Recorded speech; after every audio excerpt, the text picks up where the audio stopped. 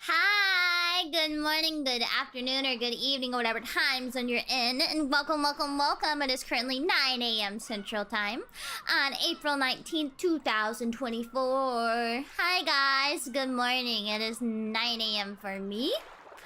Hope you all are having a good day so far. It is time to read, yes. I feel like Umineko, like whenever we play Umineko, it'll always be around this time. It'll always be in the morning. Yeah. It's so nice. I like having like morning streams sometimes. It gives me a little bit more time to actually stream, you know? Like starting between like now and like noon gives me like ample time, you know? Yeah. How's your day been going? I'm a little tired. I couldn't sleep very well last night because I noticed that my motion sensor lights were on outside and I was really scared, so I couldn't sleep very well. So I just like locked myself in my room with my dogs and my purse.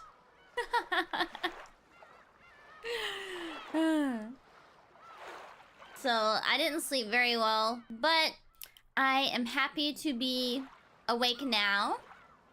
And I'm excited to play Umineko with you guys.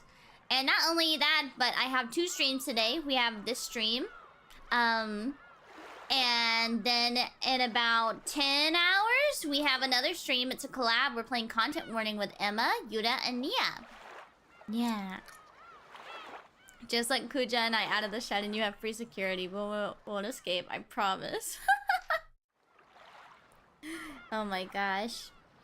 Did you give that security any thought? Yeah, I've been thinking about it because there are cameras, like, outside that are mainly used as a scare tactic, but they can be filled with, like, film and stuff. So I just have to, like, look into it a bit.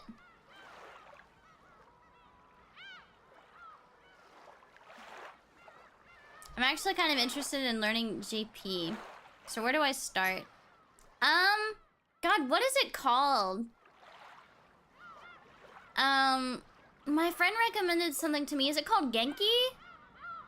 Is that what it's called? I don't know, they're like workbooks. I think it's called Genki. Yeah, Genki. Yeah. I would not recommend actually using Duolingo to learn a language. I would recommend Genki.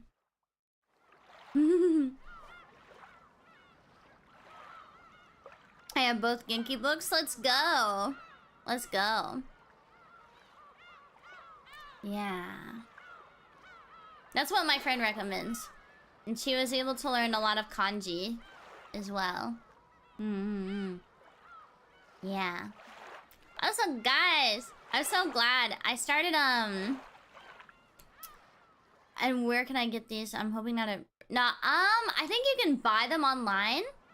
I think it's actually a little difficult to, like, get any, like, actually to look at them, like, a render of them. I think you have to buy them physically. For the most part, from what I understand. From what I understand. I've never personally looked at them, but I hear good things from, like, everyone I know that is learning Japanese. You can Amazon them, yeah. But I was gonna say, I'm really excited because I started, like, my, what is it? I started my new, fitness goal journey yesterday.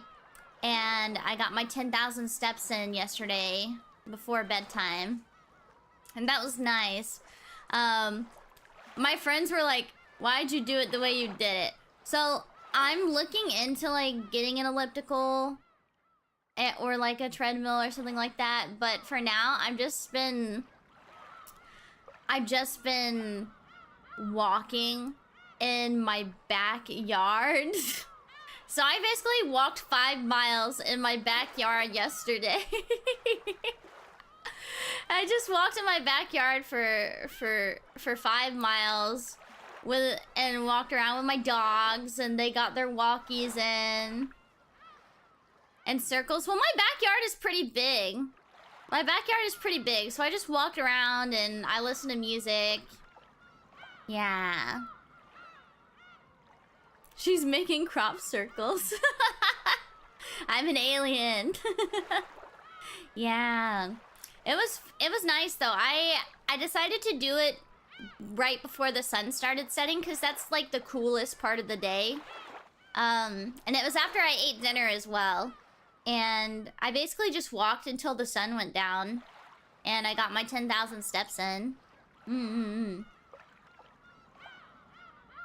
It was nice. It was nice. I felt... It was so weird. I think it's because I don't really sweat that much.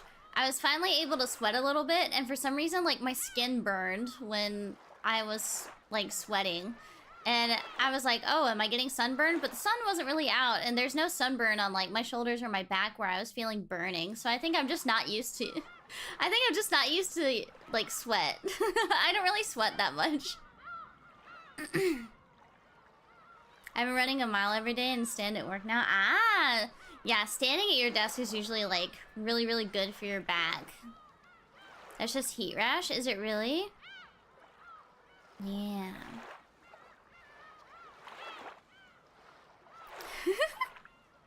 Extreme itch from sweating. It wasn't even an itch. It felt like burning. So I was like, oh, I got sunburned, but I didn't get sunburned. Hello, I'm late. No, you're not really late. We've just been chatting. I don't know if I'll have time today to get mini steps in. I might try to get a little bit in before the collab later. Because I think I'm gonna stream for some time today. But if I end up not, then I may do my steps. But it's hot outside today. Who knows? Who knows? Who knows? Bum, bum, bum, bum, bum.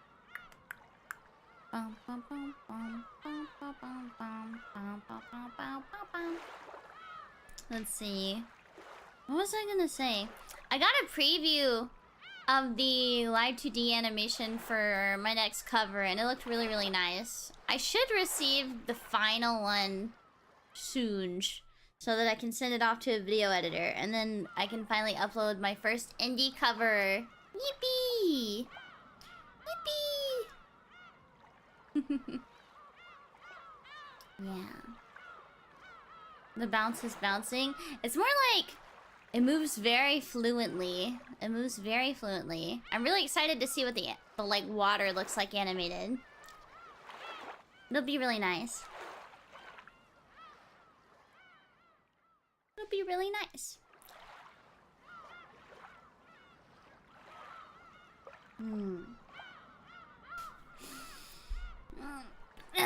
Forgive me if I am a little slow on stuff. I'm still trying to wake up a little bit. When is your boxing training arc gonna start again? No! Maybe. I don't know. I enjoyed it when I tried it. I did enjoy it when I tried it. We'll see. We'll see. I still have my boxing gloves.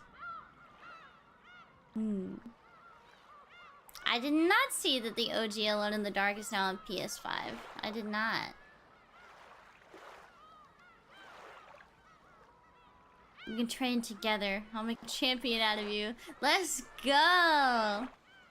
How much for you to punch me full force?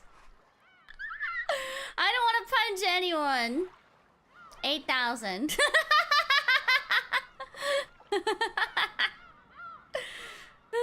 We need to get her hooked on a new hottie to get her back into boxing. You guys are so silly. Were you born that way? Were you born that silly? Hajime no Shiki. Shiki's short, so her power will come from her legs. I'm surprised that my legs and my feet don't hurt today. From all the walking I did. Because usually... I feel like I'm pretty sedentary. Like... I feel like I'm pretty sedentary, so I was surprised that I didn't feel so worn out when I woke up this morning after the walk. That was nice. It's nice. I'm just a silly little guy, a tiny jester.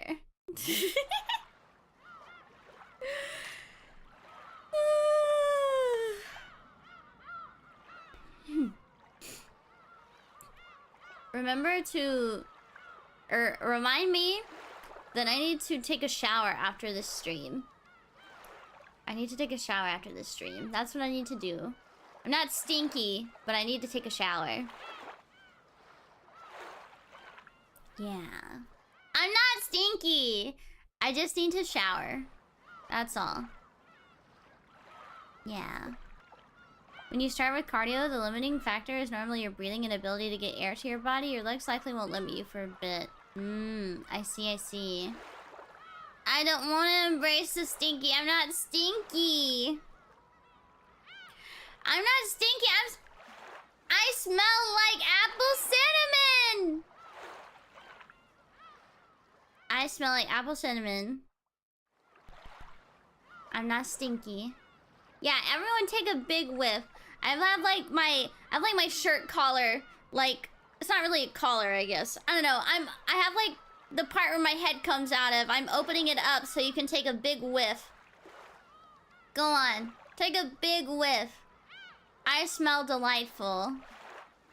I smell wonderful.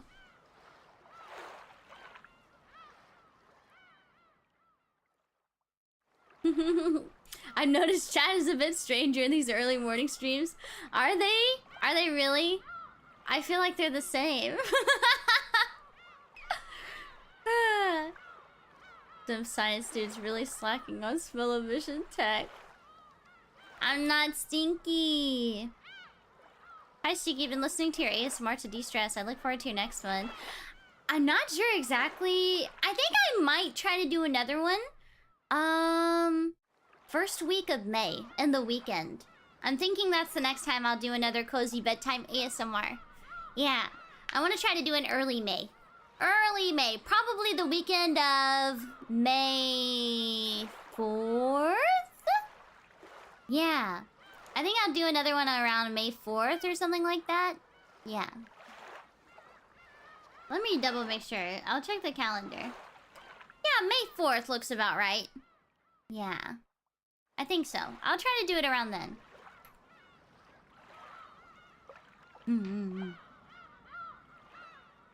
Yeah.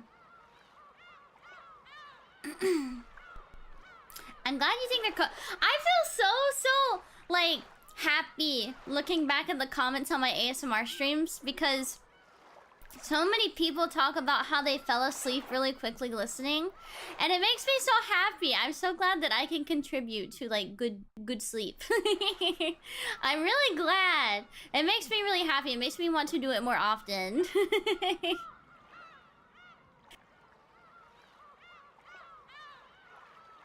I'm so glad. I'm so glad. I'm hoping that I get the custom artwork I commissioned for my newer ASMR stream sometime soon. The artist that I commissioned seems to finish skebs like pretty often, so maybe I'll get it soon. We'll see.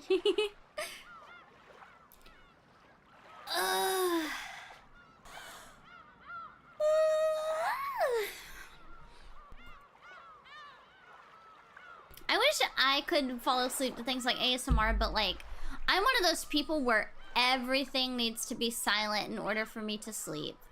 I cannot handle any kind of noise, and I'm a light sleeper too. So like, I feel like I used to be a very deep sleeper, but I'm a very light sleeper these days. I think probably due to several factors, but like if my dog gets up to like drink water, the little tippy tappies wake me up.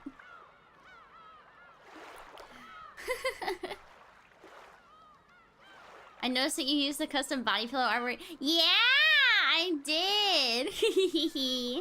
I remembered. Do you get ASMR tingles? Not really, but I really love watching like cooking and eating ASMR. it makes me... It whets my appetite. It makes me feel hungry. And it makes me excited to eat. I don't know what it is.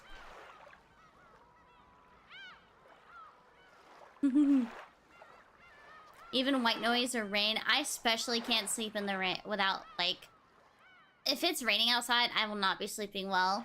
I can't even, like, sleep with, like, TV, like, noise on. Like, even if there's nothing playing on the TV, I can still hear the TV, you know? I have to, like, turn everything off in my house.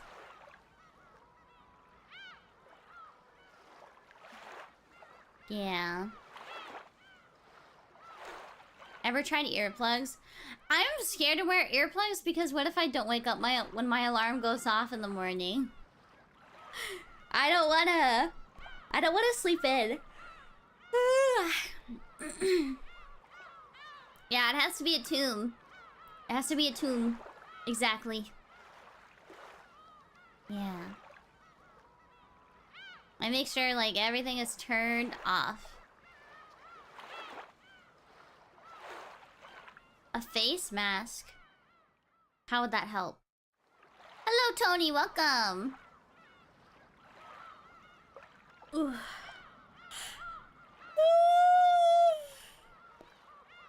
Guys, I'm so excited. Mako's coming to see me next weekend. Next weekend! My friend! I have to clean up my house. It's not that bad. There's, like, nothing on the floor, but I need to, like, mop.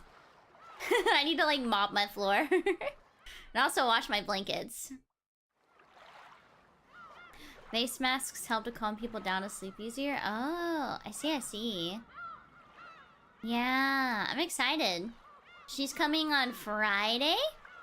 And I think I have a collab right before I have to go pick her up from the airport. I'm doing a really big, like, not corpo, Among Us collab, which I'm really excited to. Miss Echo from VNU invited me. I can actually tell you who all's gonna be there. I can let you know, like, right now.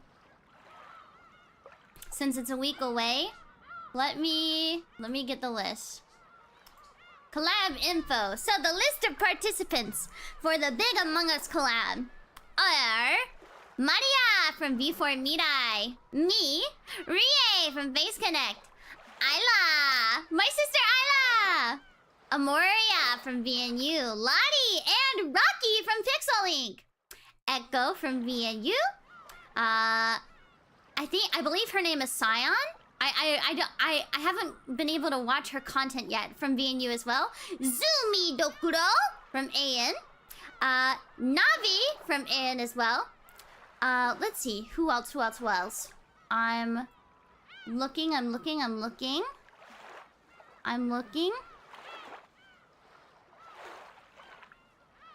trying to... Wait, what happened to the list? What happened to the list? What happened? Hold on, I'm trying to pull it back up. Tomomi from VNU. Roa from VNU. Mivi from VNU. And Tomoe from Production Kawaii. Yeah. It's a really big collab. It's like a full lobby. 15 people collab for Among Us. And it'll be at 5 p.m. PT on April 26th. Yeah, I'm really excited about it. I really like playing Among Us, and so I'm really excited to play a full lobby. Yippee! Yippee! Yippee! Yippee! Are you planning on using proximity chat? No, I think we'll be playing it traditionally. We're gonna be playing it traditionally. Are you gonna out yourself again if you kill someone? I'm gonna try my best not to do that. I'm gonna try my best not to do that. I will give it my very best.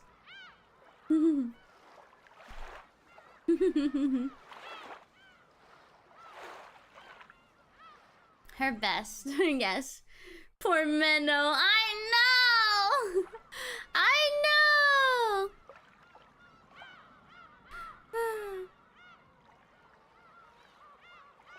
I guess Minnow being extremely disappointed in you scarred your mind. I don't think she was disappointed in me! I don't think she was disappointed in me! I don't think I could cope if Minnow was ever disappointed in me. I don't think I could ever cope if Minnow was ever disappointed in me. She was definitely disappointed in you. I'm gonna kill myself. I'll keep myself safe. Anyway, how about we play Umineko?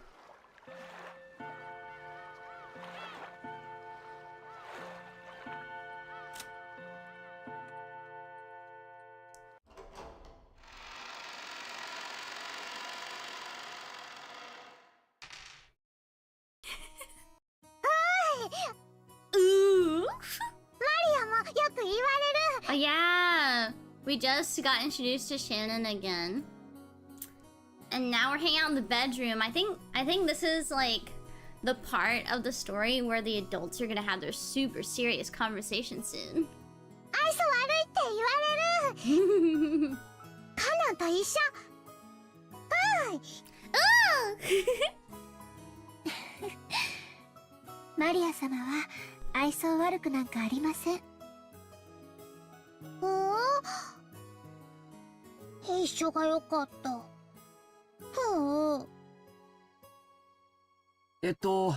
食事の準備ができたんだっけ？はい。失礼いたしました。お食事のご用意が整いましたので、皆様をお屋敷へご案内いたします。Okay, Rocket Kato. Have a great rest of your day. Shannon bowed again formally and returned to her duty mode. We realized that if we made her stick around for any more light conversation, it would actually make it harder for her to do her job. We got up off our butts to avoid interfering with her work any further. じゃあ、お屋敷に行こうか。 So when are you gonna force June into being on quality for this game doing a watch along? I think he'd rather die. He truly hates her. みんなもお腹が空いてたところでしょ。だな。ゴーダさんがいる時の飯は楽しみなんだよ。I remember I told him to watch it. I didn't tell him that the anime was good. But he came back to me after like 3 episodes and he was like, I couldn't do it. She's so fucking annoying. あの人、どこぞの有名ホテルでシェフをやってたらしくて、かなり料理の腕があるんだぜ。ほうほう。それ楽しみ。Hi Matthias. You just voice acts her. Now that would be funny. 行こうぜマリア。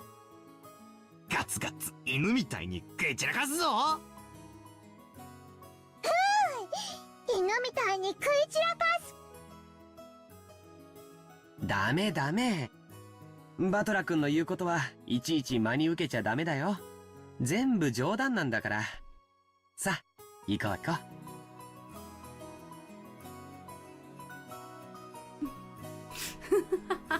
I told him straight up, I was like, the anime adaptation is not good. So take with that information what you will.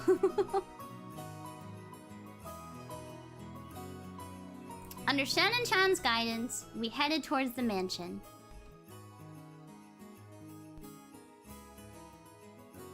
Need an edit of the LTG meme, but instead of kill yourself, it says watch Umineko. Met once again by the magnificent rose garden, we continued onward as the intimidating mansion of the Ushinomiya head family came into view. It had apparently been built shortly after the war, so you could feel the dignity of almost a half-century hanging about it. The building was gorgeous on the surface, but old as it was, equipment such as its AC and heating were apparently quite frail. According to Jessica, midwinter was especially tough, what with all the drafts. Haven't these people ever heard of a kotatsu?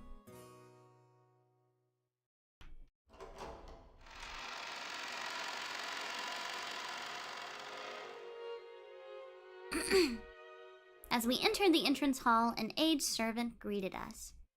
Now him, I remembered. Genji-san, who had been working here longer than anyone, filled the role of head servant. バトラ様、お久しゅうございます。 Yes, it has been quite some time. As our eyes met, he greeted me with a calm, composed voice. His bow wasn't as graceful or refined as Goda's, but despite its simplicity, it's communicated his feelings very well. 源氏さん、本当にお久しぶりっす。お元気そうですね。おかげさまで健やかに過ごさせていただいております。バトラ様こそご立派になられました。親方様の若き日に少し似てこられましたな。俺がじい様に？ってことは、さぞやじい様は若い頃モテたよね。ここからはシャノンに代わって私がご案内申し上げます。どうぞこちらへ。Shannon bowed deeply and watched us leave. After that, we headed towards the dining room under Genji's guidance. Genji, just like Kumasawa, stood in stark contrast to us young people who had grown beyond recognition over the last 6 years. His appearance was exactly the same as in my memories from 6 years ago. It was as though time had stopped since the last time we met. Genji was an extremely quiet and diligent person. He was basically grandfather's close aide or caregiver, and you might even call him grandfather's companion of many years. In fact, it seems he was by grandfather's side even more often than my late grandmother was. According to Jessica, grandfather trusted him more than any of his blood relatives. But I wonder how long he served. I never got the details, but I heard something about him being here since the very beginning, when this mansion was first constructed. Which would mean that he's dedicated half of his life to serving here. It's easy to see why he's so trusted. As we passed through a massive hall that extended up into the second story of the mansion with no separating floor, I spotted something that hadn't existed in my memory of 6 years ago. It's the portrait.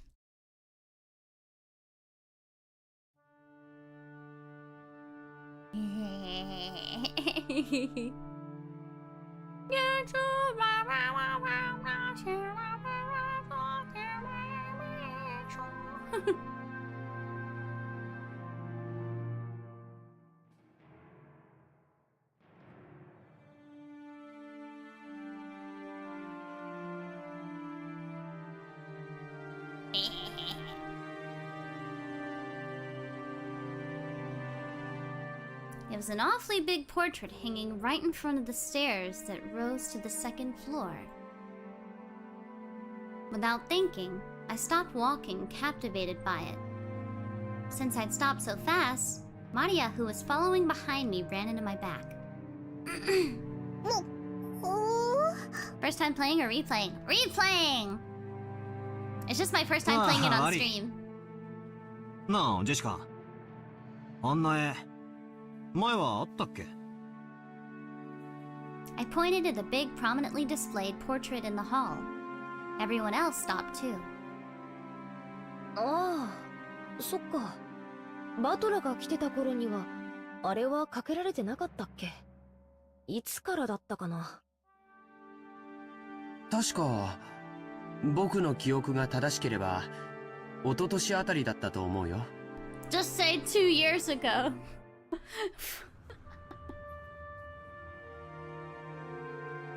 Just say 2 years ago. You don't have to say the year before last. さようでございます。一昨年の4月に親方様がかねてより画家に命じて描かせていたものをあそこに展示なされたのでございます。I can't wait to see how this transitions into a fighting game. あのじい様がね。I do want to play Golden Fantasia sometime. I think it'd be funny. わざわざ描かせてか。The portrait suited this Western mansion, and that woman in the elegant dress gave off a sense of refinement. I couldn't have guessed her age, but her sharp eyes and the strong will she seemed to possess made her look youthful. She seemed somehow different from the composed, middle-aged women you often see in famous pictures. She'd had normal black hair. I might have assumed it was a portrait of my long-deceased grandmother in her prime. However, she had beautiful blonde hair and didn't look Japanese at all. None of you do! So... 誰だいこのご婦人はよ。 Maria answered that simple question enthusiastically, as though proud she knew the answer. Maria 知ってる。ベアトリーチェ。ベア、なんだって？ベアタリーチェ。ベアトリーチェ。魔女だよ。ベアタリーチェ。バトラ君は昔聞かされたことない？魔女？って、この島の？ I think I already said this, but Rokkenjima is a small island only 10 kilometers in circumference. However, that's actually pretty massive considering that only the Ushiro-miya family lives here. So only the harbor and the area around the mansion were set up to be lived in. Beyond that, the island remained as untouched as when it was uninhabited. The vast and empty forest had absolutely no lights, phones, or people passing through. To understand how dangerous that is, you need to forget your common sense as a city dweller. After all, if you happen to fall down a hole in the depths of the forest and sprain your ankle, no one would come save you, no matter how much you cried or screamed. Then once the sun went down, the forest would be wrapped in complete darkness since there were no street lights. And since there were no signs, it would be easy to get lost and confused, losing your sense of direction inside that dark forest. Nowadays, most people see a forest as a peaceful place. But to the people of bygone eras, before the light of civilization drove out the night, forests were as geographically separated from civilization as the sea. There were oceans above the ground. Fishermen who go out into the ocean are putting their lives at risk despite their technical knowledge. In the same way, hunters who go out to the forest are in danger despite having specialized knowledge of their own. If children were to go play in such a dangerous forest, something terrible might happen.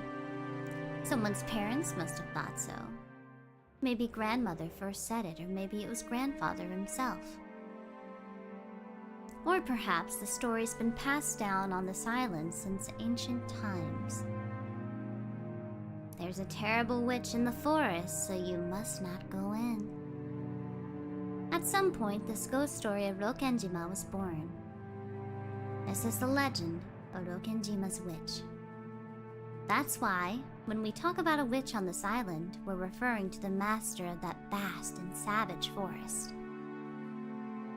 Come to think of it, when I stayed at this mansion as a little kid, during those eerie nights when the wind and rain pounded on the windows, I remember being terrified by a story of the forest witch, who roamed around searching for human sacrifices. So, Beatrice, huh? When Aniki mentioned it, I searched my memory and was sure I recalled hearing a name like that when I was little.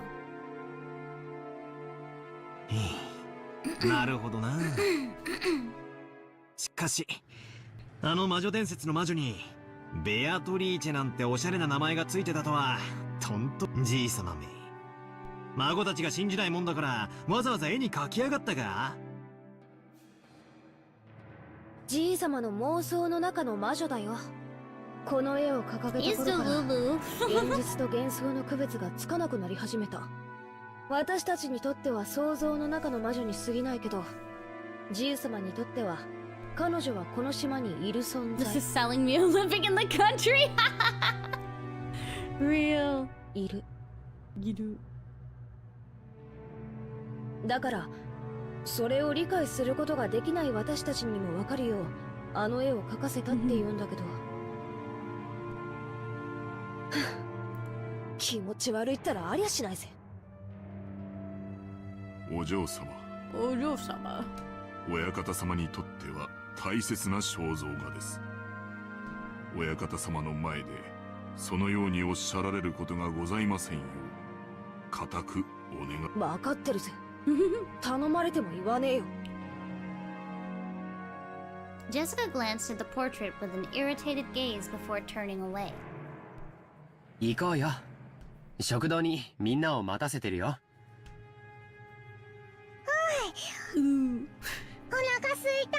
お腹すいた。Only a small portion of this island was controlled by the Usanekomemory family.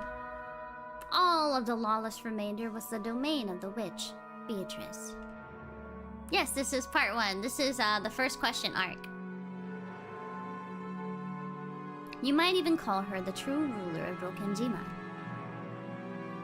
I felt a faint revival of that unsettling sense of misfortune, which I'd felt when I learned of the tutelary god shrine being struck by lightning. And I remembered that Kumasawa tried to tell an ominous story about Rokenjima before Jessica stopped her. I don't know what she was planning to tell us about this island, but I do know one thing. It isn't the Usanekomemory family that rules Rokenjima. It's the witch, Beatrice. That's right. After all this is the witch's island. Batora! Batora! Ooh! Osoi! Ooh! When I looked around, everyone was already heading towards the dining room. I hurriedly chased after them. Gender. We walked up to the huge double doors that led to the dining room. Genji knocked. お子様方をお連れいたしました。失礼いたします。The doors were opened and we were invited inside.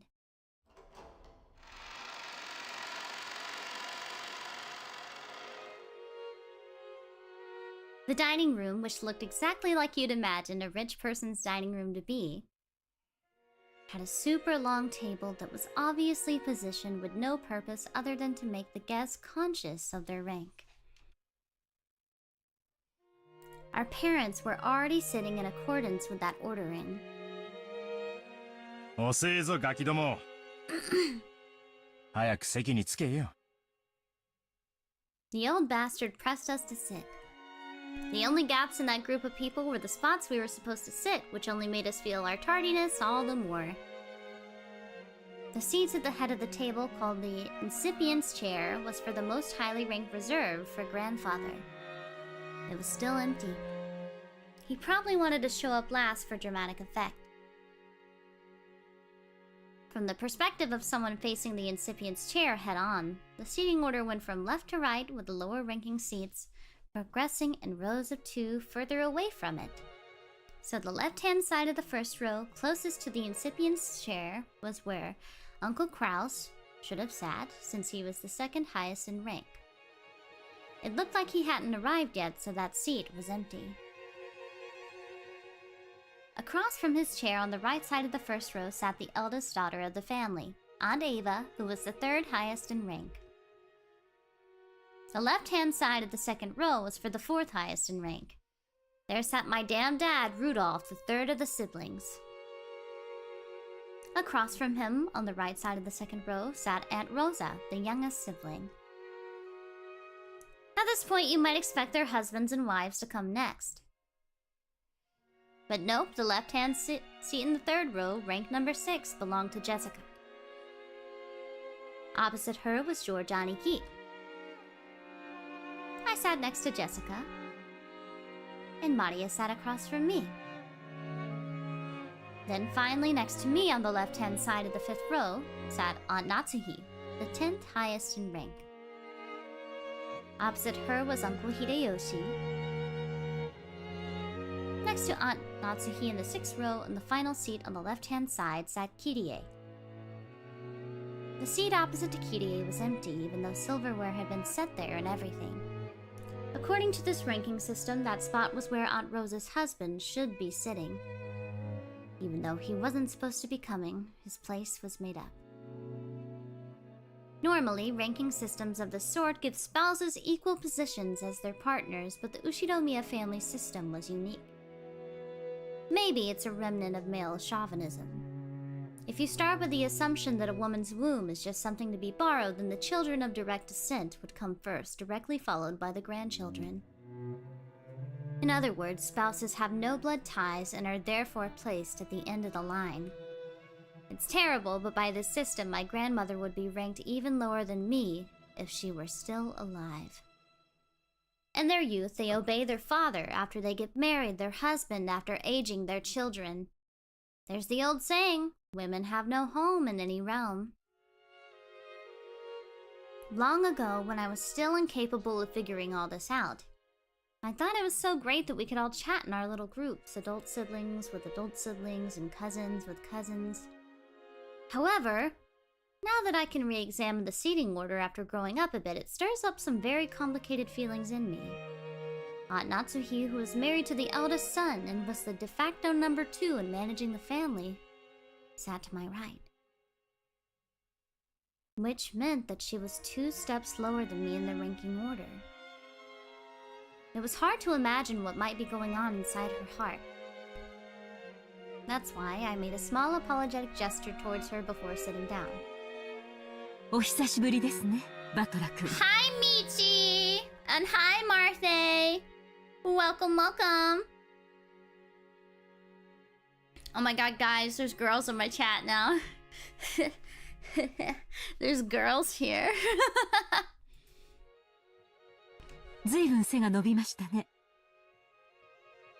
ああ、はい。食ったり食べたり食事したりしてたら、いつの間にかこんな身長に。 No, no, girls are watching. Wow, real life girls.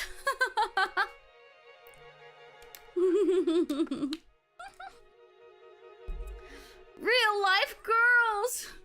They're real, guys. What should I do?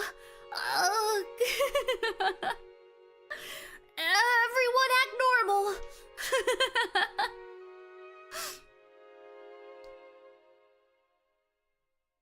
さすが男の子ね。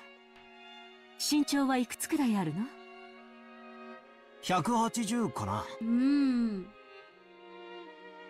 つうかおばさん、そこは食べてばっかりじゃねえか。 The anime protagonist. I saw a really funny TikTok the other day. It was like a Valorant Swift play, and this KO was complaining. They were playing a Swift play, and he was like, "Isn't it kind of crazy that our 2 duelists are bottom fragging?" And the Jet pulled out her anime like protag voice and was like, "Oh no, I'm bottom fragging, and I'm in a Swift play. What should I do? And the chaos, he like dropped all of his like irritation and just started laughing, and he couldn't stop. It was so funny. Oh no, I'm bottom fragging in a Swift play. What should I do?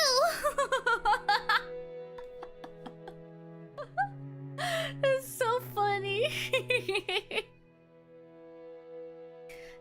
On a real note, though, I can't stand when people take Swift plays too seriously. It is not that serious. You are not playing a rank. This is literally called a Swift play for a reason. It is not that serious. That game mode is just for having fun.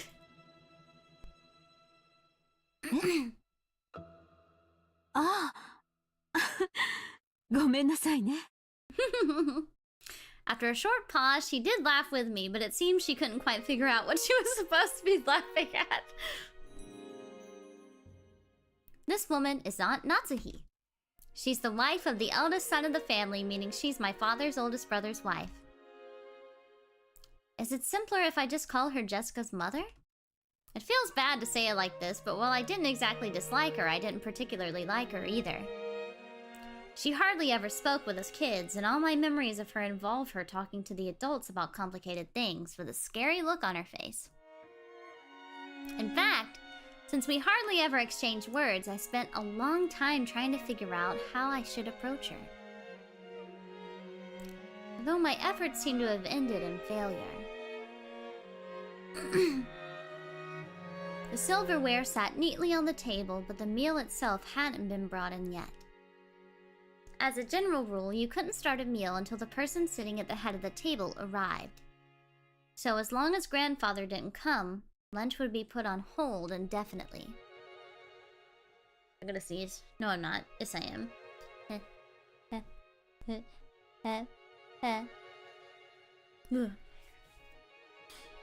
The goal of the game is to win. If you can only focus on the competitive part of a game, then you're not playing the game to have fun.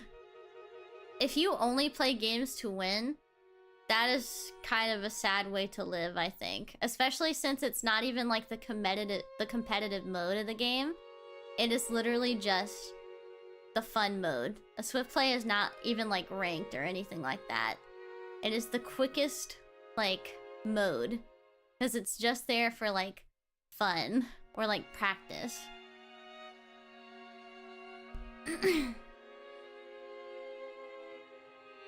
What if money is on the line? You should not be placing bets in a swift play. You should not be placing bets in a swift play. You can be competitive and still have a good time, but when it comes to being a good time, yeah. If your only focus is on winning to the point that you're not having fun, then you should probably not be playing it. Yeah. Playing to win is overrated. I play to lose. Nothing is more annoying than like you're playing a game with a bunch of friends and it's only supposed to be fun, but they get like mad at you if you're playing poorly. The whole point of the game is to have fun. Yeah. You should not be putting money on a swift play.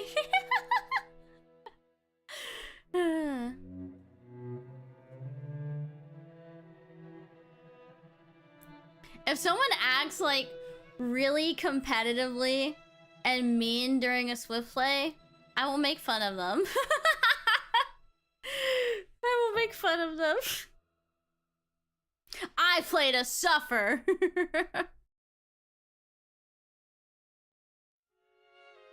God, Shiki, I get it. I'm sorry. I got competitive. No need to subtweet me. Oh my gosh. I play to... I try my best. You know what is the stupidest thing ever? Is when you're playing League and people get really fucking angry and competitive during an ARAM. What is your damage, bro?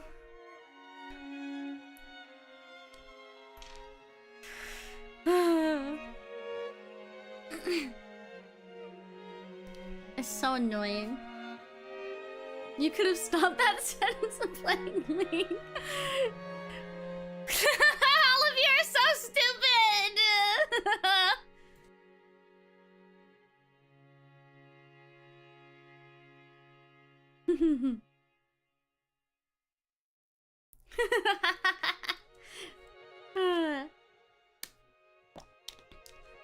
I only play League if someone invites me. And that is like a once in a blue moon kind of incident. Mako always wants me to play League. My gamer beauty mark.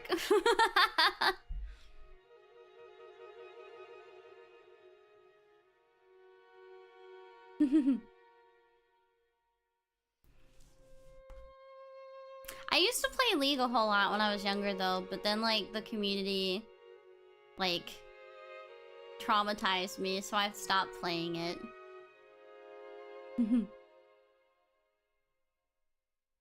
I only play League when my friend drags me along and cries about how she needs a carry.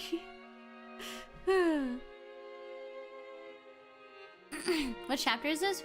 We are in part 1. We are in the first question arc.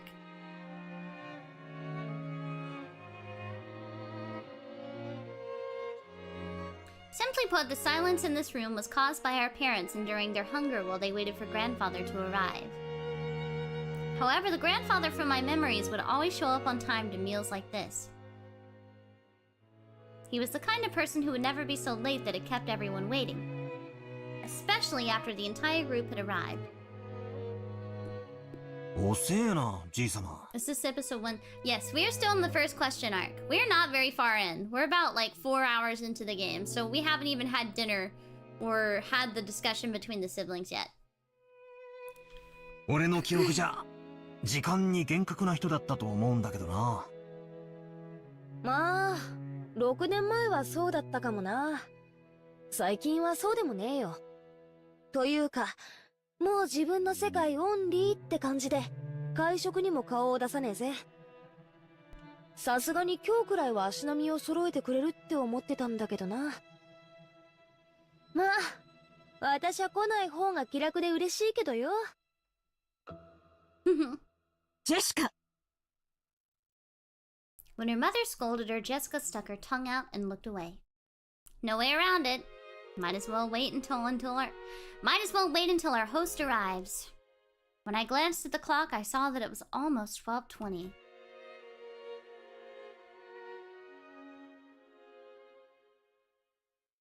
I don't think this episode is boring at all. I don't feel like there is a boring episode of Umineko. Because I feel like you learn so much about every character constantly, and there are constantly new things and new elements being introduced. There's new parts of the mystery that are being unlocked with each and every episode. My favorite personally, my favorite is episode 5. My favorite is episode 5. I have finished before. I actually listened to the original sound novel, and then I played through the like, you know, the PS2 sprites, and then I read all of the manga as well. And of course I watched the Umineko anime. Umineko is one of my favorite pieces of media. Yeah. I feel like there's so many like interesting aspects. It's just filled with so much heart, you know? There's so much heart.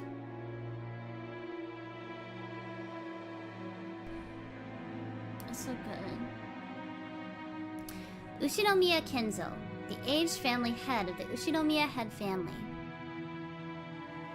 This man could be seen in his study.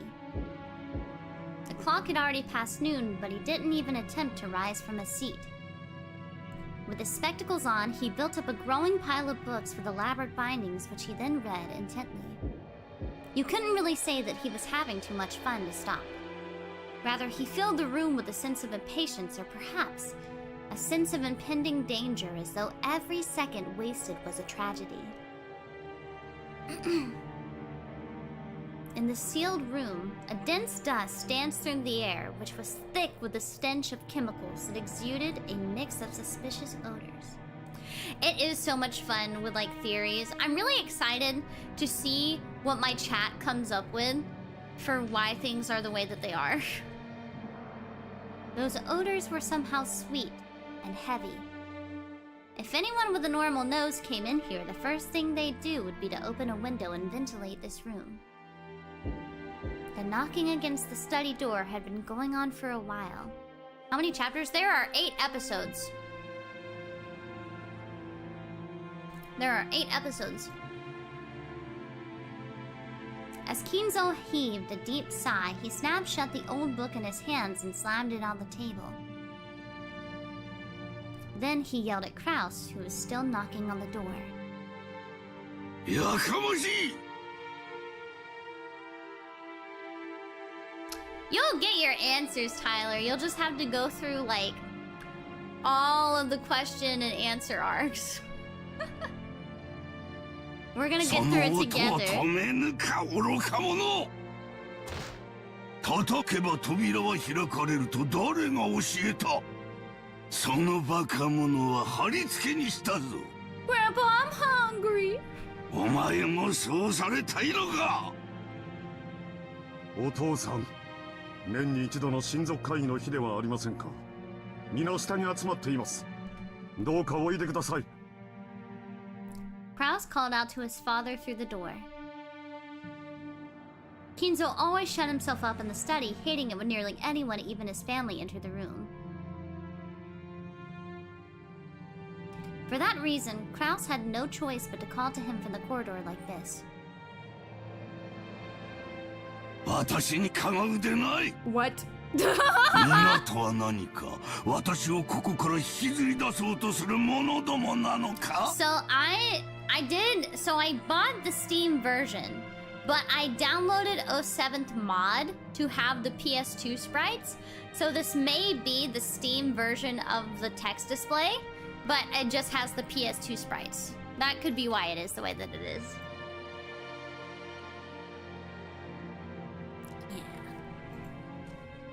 Yeah. ならば殺してしまい。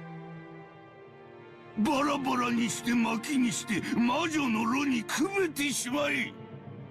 その炉には鍋をかけて苦いおもぎを煮るがいい。 I love the PS2 sprites for both this and Higurashi. 黙示録の煮汁はそれでも私をここから連れ出そうとするバカ者ども Yeah, に飲 the ませ regular てや is like a れ。 huge overlay over the art, and like the original way that it is. So the Steam version like moved it down, I'm pretty sure. 残りは酒につけるのだ。ああ、源氏はどこだ？ I think the OG sprites are charming. 源氏を呼べ。 I think Ryukishi, I feel like his art style is so cute. 苦害の魔師を用意させろ。 I think they're cute. 緑の妖精のささやきが届かぬ。ああ、源氏はどこだ？源氏を呼べ。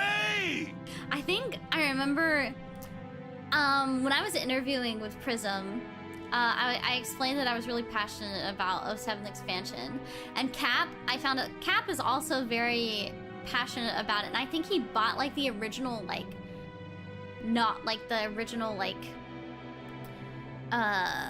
the disc, the original disc that Higurashi first came out on, back when it was like a part of like the original like Dojin Circle stuff.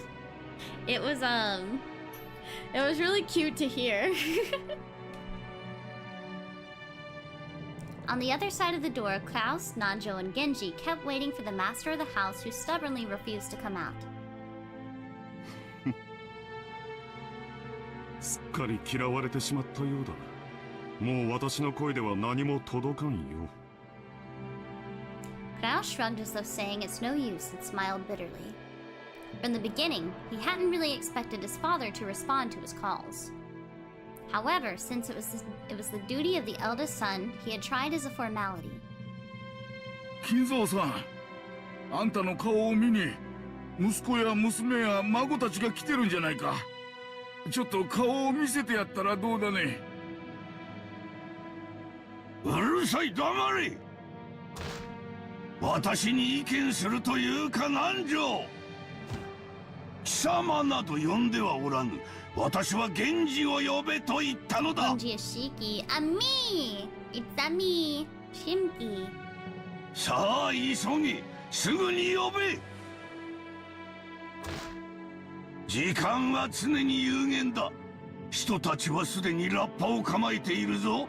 なぜにそれがわからぬか、愚かな羊どもめ。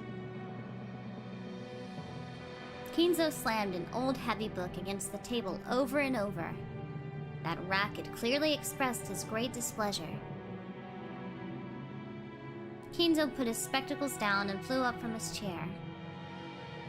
My favorite Umineko character is Erika Furudo. I love Erika. 解けない紐は切ればいいだけ。パンドラの箱も開くさえも存在しないものは証明できない悪魔の証明それは唯一の真実だからもがきなさいあがきなさいI love her. She's so terrible. I love Nonove as well. Actually, my PC's name is Nonove. My PC's name is Nonove. That's what I named my PC. I love Umineko. なぜだなぜだなぜにいつも私には邪魔が入るのか全てを捨てよう全てを捧げようその見返りに私は一つしか求めないというのにああベアトリーチェお前の微笑みをもう一度見られるならば私はおおイナゴの軍団長たちよ世界中から美少を刈り取り収穫せあ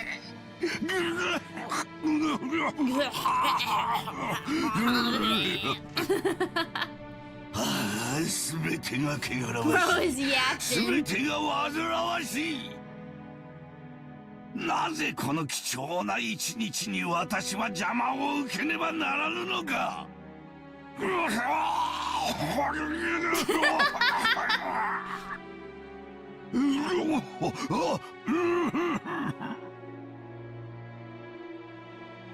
源氏を呼べ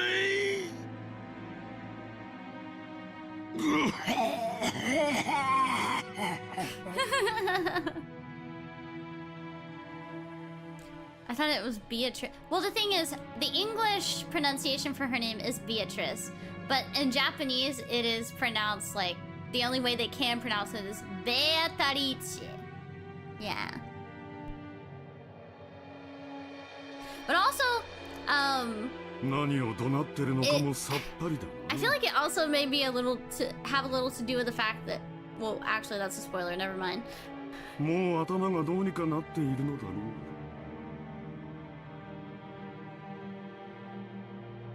クラウスさん。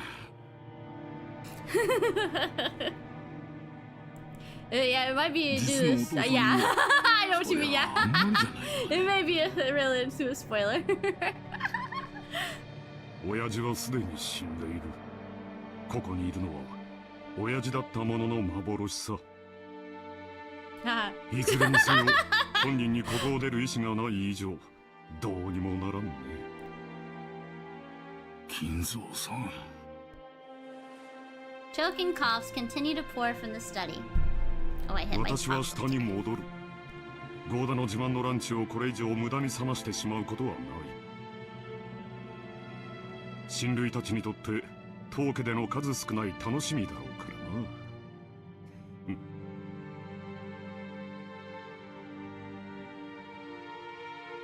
Klaus spun around. He looked at his watch, mumbling and acting as though he had wasted time doing something he knew would be in vain. 源氏さん。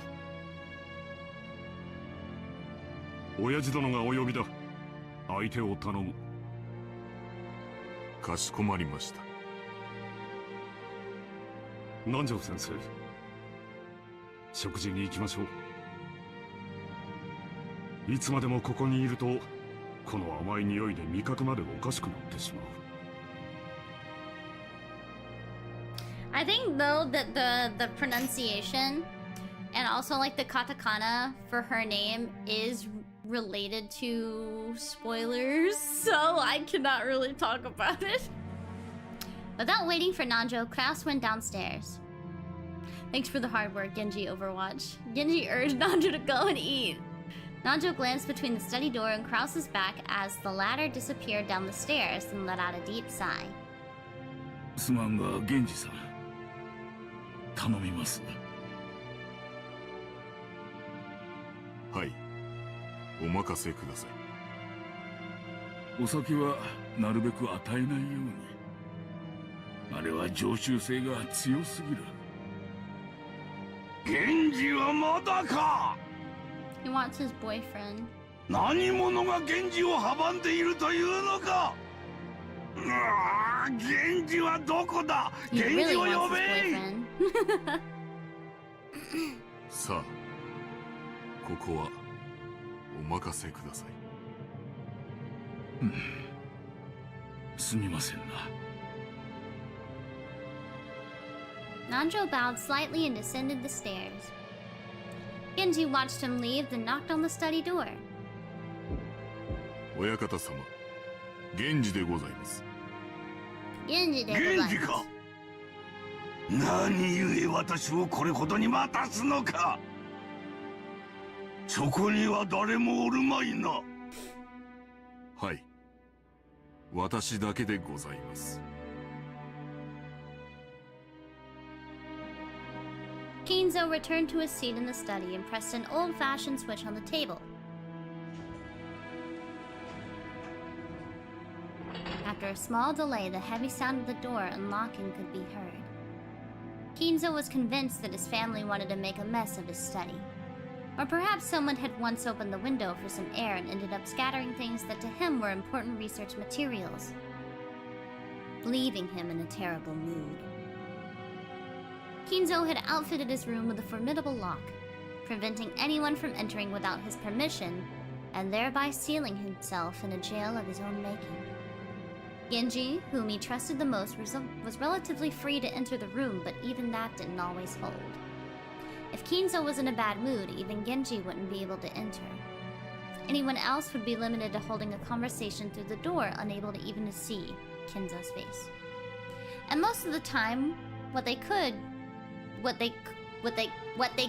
could hardly be called a conversation.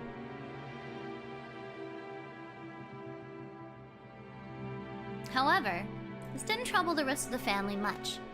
After all, it just wasn't worth the effort to disturb this aging family head who was impossible to please and always stayed shut away, immersed in his research. Taking advantage of his refusal to leave this room, they supported his isolation, putting his care entirely into the hands of the servants. 源氏、いつものやつを頼む。私は忙しい。はい。Genji headed to a corner of the study. There, suspicious-looking bottles boasting venomous colors were on display.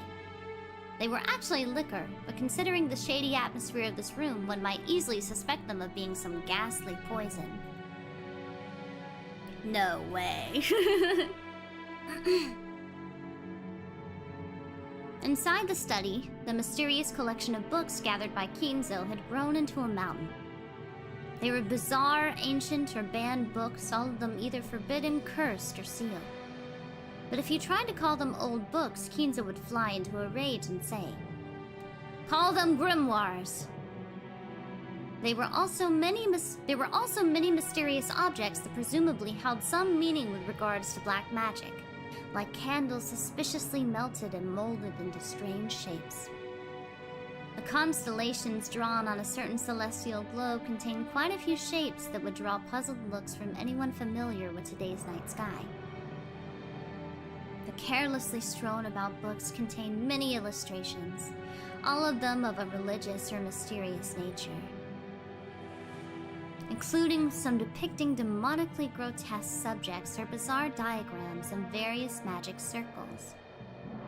And above all, a sweet, poisonous smell filled the room, profoundly assaulting the eyes and noses of those who entered for the first time. Eventually, it must surely make a person go numb and lose their grip on reality. Inside that study, Genji prepared Kinzo's usual drink with a well-trained hand. No one would even think of drinking such an ominous dark green liquid in that complex and ornate glass, unless someone first told them it was alcohol. He poured a little into the glass, then he placed a cube of sugar in a strangely shaped spoon, and poured water from a pitcher over it. Strangely, when the transparent water was poured, the dark green liquid turned a cloudy white. It was a strange, optical illusion, as though the water had caused a chemical reaction, and made the drink become even more unrecognizable as liquor. Then, Genji added original flavors Kinzo loved, fine-tuning its taste.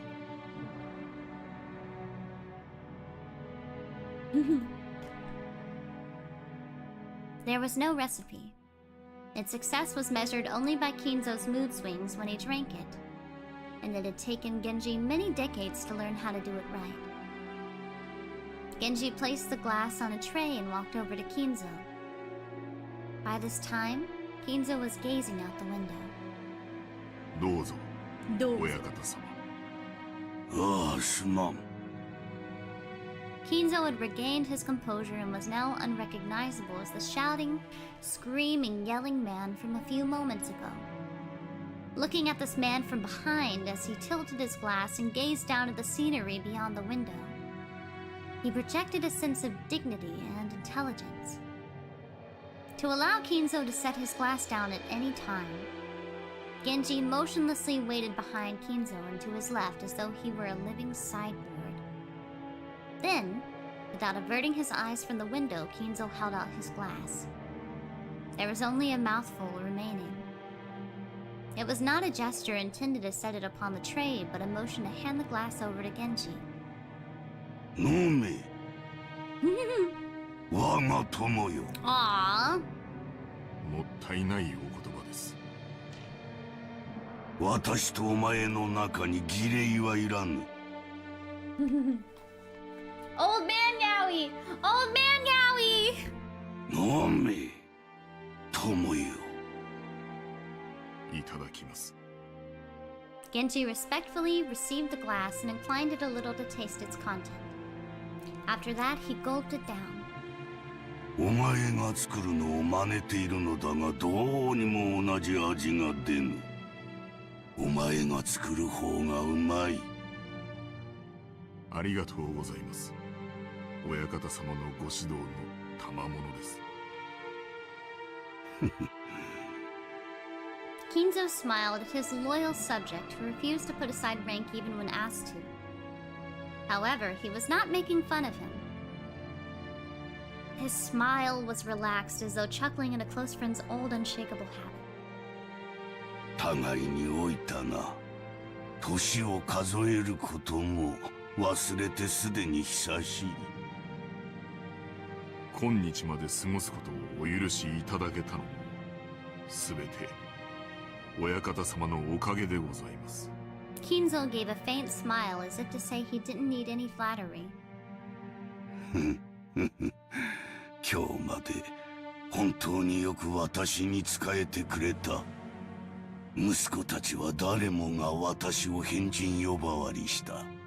大勢いた使用人も皆私を恐れてやめていった。お前だけが今でも私に。もったいないお言葉です。私の余命もそう長くはあるまい。息子たちは私の遺産がいつ転がり込んでくるかをうろうろ待つハゲタカばかりだ。クラウスの愚か者は金を湯水のように使い、1枚の金貨を売るのに2枚の金貨を捨てておる。それで金を稼げたなどと妄言を。エヴァは金の亡者だ。あやつは私を鶏か何かだと思っておる。死んだらガラにして出汁まで取る気だ。ルドルフの間抜けは女遊びばかり。ローザはどこの馬の骨ともわからん男の赤ん坊など産みおって、ジェシカは無能で無学だ。ジョージには男としての器がない。バトラーは後宮家の栄誉を自ら捨ておった愚か者だ。マリアなど見るのも汚らわしい。なぜだ、なぜに後宮の血はこうも無能なのか。私の築き上げた栄光を受け継ぐにふさわしい者はおらんのか。 He feels the same way about Maria that June does. ああ、分かっておるとも。これがベアトリーチェの呪いであることも分かっておる。Hold on, guys. I'm gonna take a quick bathroom break. That's the wrong... I guess it's fine. I'll be right back, you guys. You guys stay here. I'll BRB.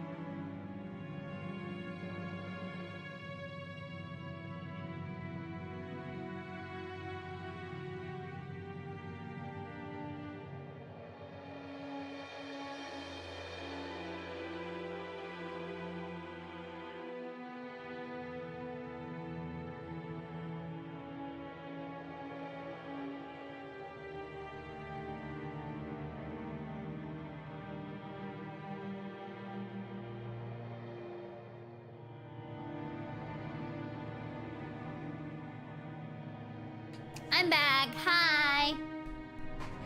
Whew. Let's take a sippy of water.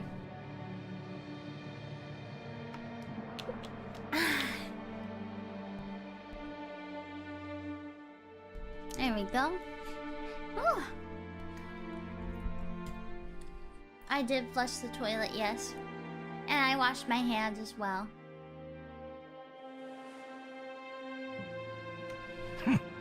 黄金の魔女め、それが私への復讐のつもりか。憎みたくば憎むがよい。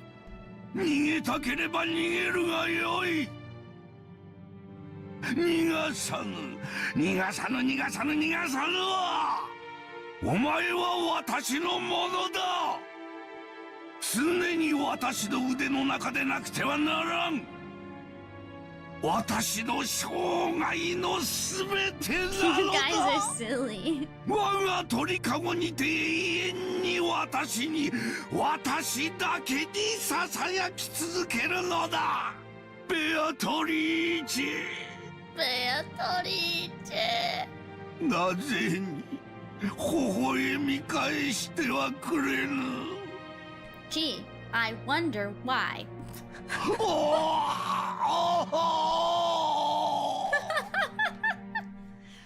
ベアトリーチェ。 I'm so excited for the reveals later. I'm so excited. It's gonna take months for us to get there, but I'm so excited. After howling, Kinzo choked once again.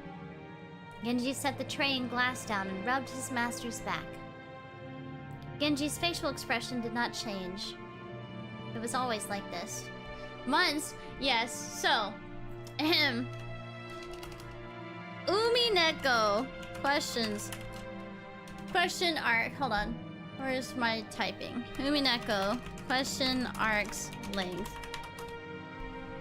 So, the question arcs in Umineko are 61 hours in total. And then the answers are about a little longer than that. So, we're on episode 1 of the question arcs.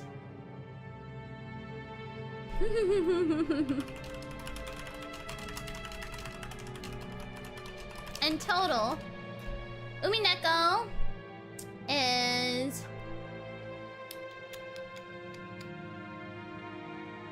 Let's see.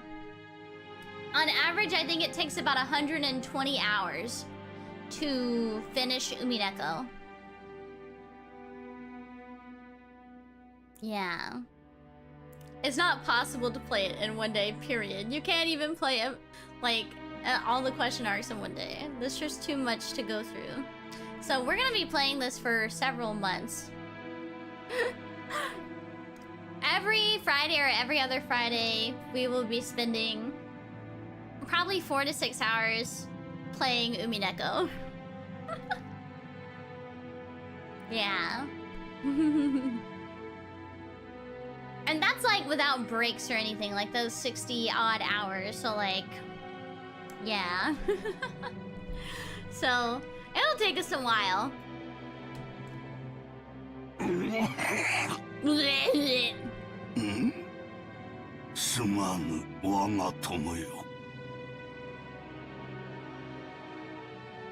When a seemingly deranged fit subsided, Kinzo regained his composure once again.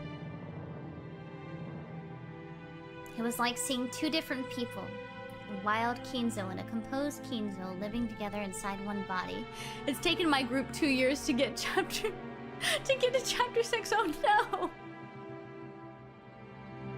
Whenever I was handling Umineko, I always got into like when I was playing Higurashi, I played it over summer break.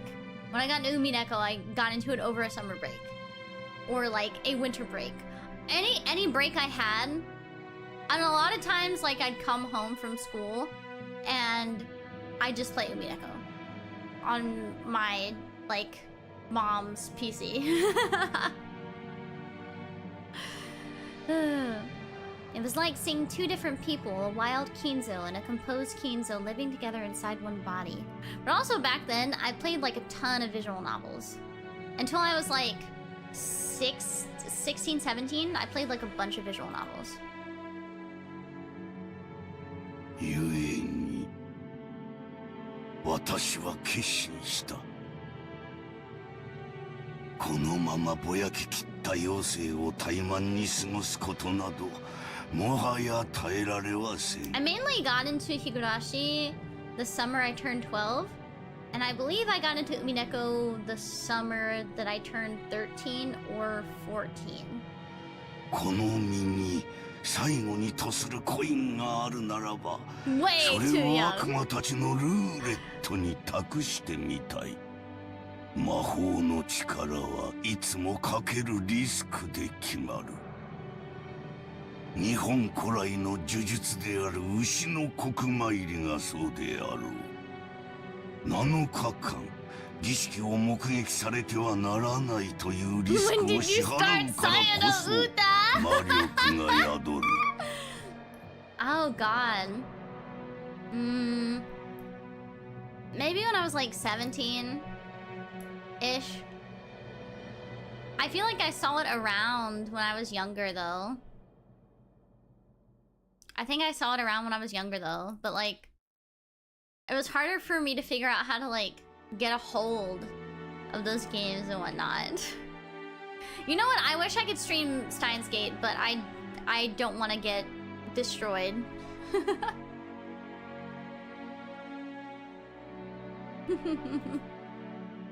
困難なリスクが生じれば生じるほどに魔力は強く生じるのだ」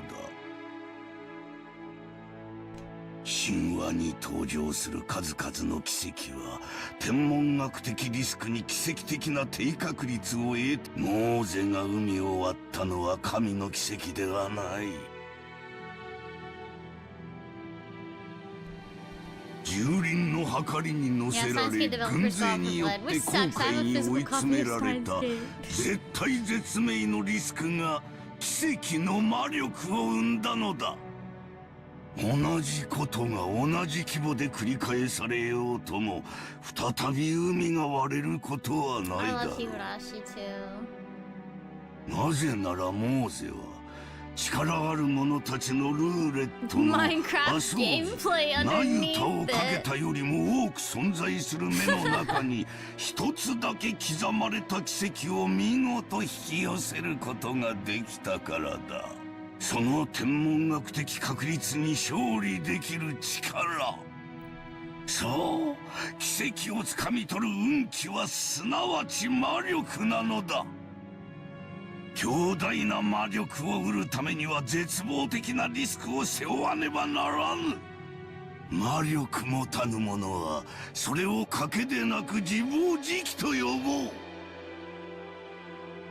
しかし真に魔力ある者はその奇跡をつかみ取り神秘を成就させるの Umineko だ。 or Higurashi. So, nostalgic wise, and also, okay, nostalgia and character's sake, Higurashi. Story sake, and just overall passion, Umineko.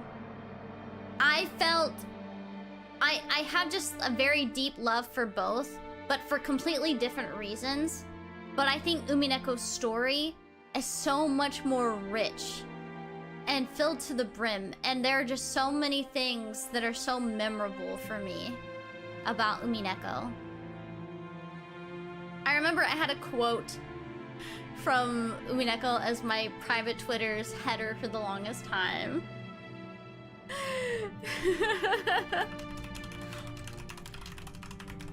I had the picture of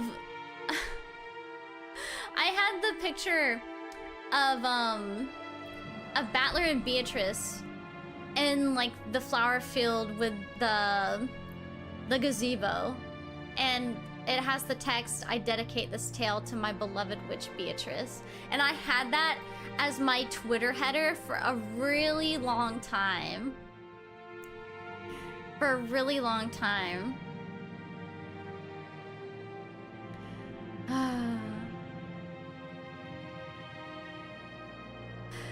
It's so... I can think about like a bunch of like quotes from Umineko that get me like emotional. Without love, it cannot be seen, you know? I feel like they're both such different stories with different messages. And I do like Higurashi's like message about how important friendship is, how important trusting your friends is, forgiveness. Like, they both tell very different stories. And I think they're both great in their own right. I just think that Umineko's story just like... Oh god, I could not stop reading it when I started.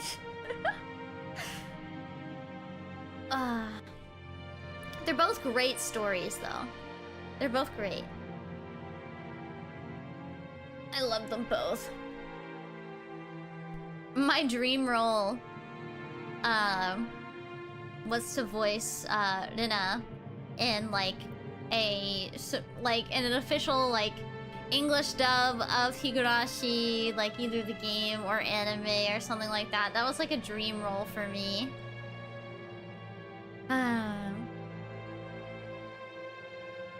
Man.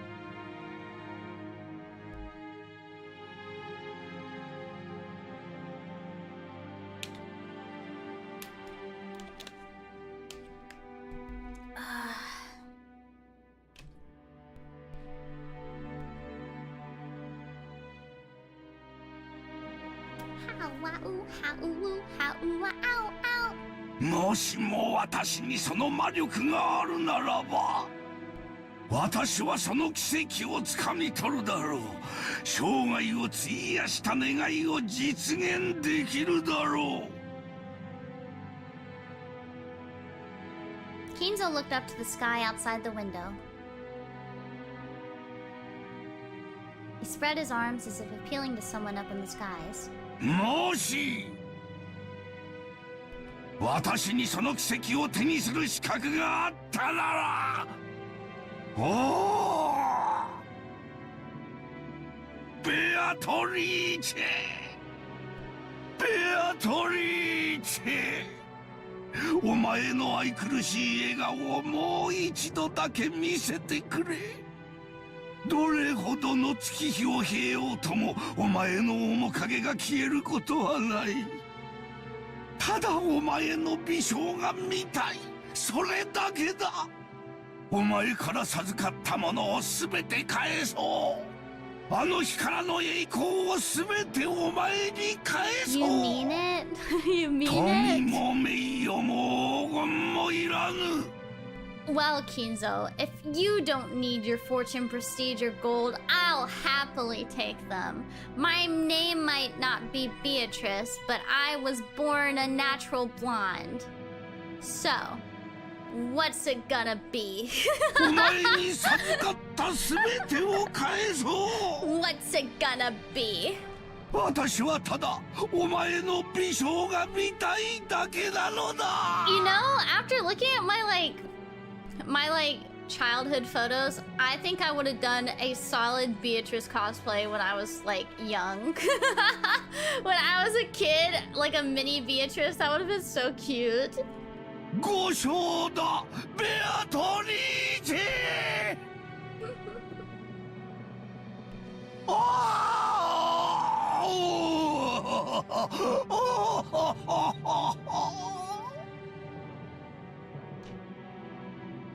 His nonsensical yells became a scream and then a wail. Miniatrice, yes. Kinzo slumped to the floor, tearing at it with both hands. Genji had no choice but to wordlessly watch over his master's lamentations. You're a natural blonde. Yeah, so I was born blonde, and I had blonde hair up until I was 12 and decided to dye my hair. Well, I didn't really decide. Yeah.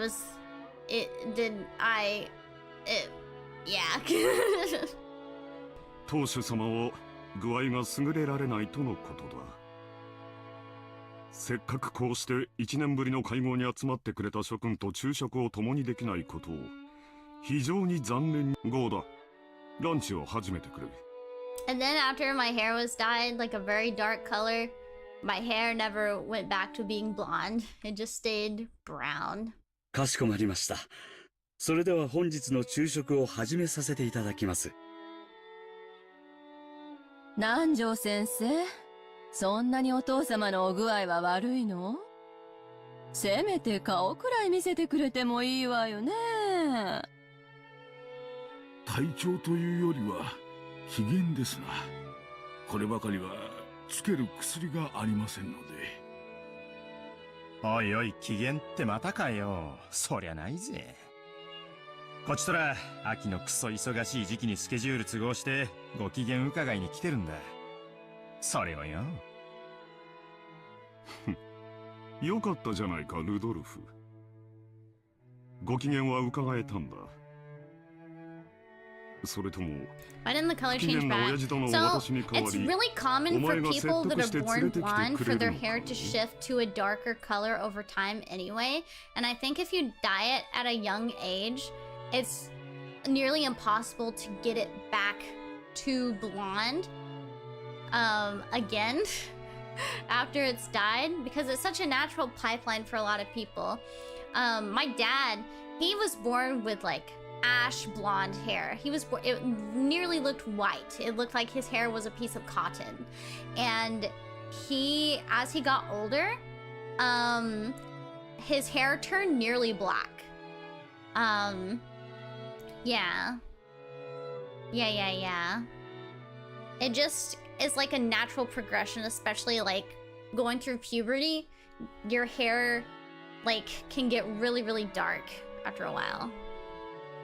Yeah. Yeah. Yeah. Actually, I don't mind showing you guys, like, I can like censor my face. I can show you guys like a little picture so you can see how like what my hair looked like back then. I'll censor it. I'll censor the face. 1 second. I gotta scroll all the way back on my phone. It's when I was a kid though. It's not anything. It was when I was a kid, okay? Let's see. How long ago did I take these pictures? Let's see. 1 second, I gotta find them first.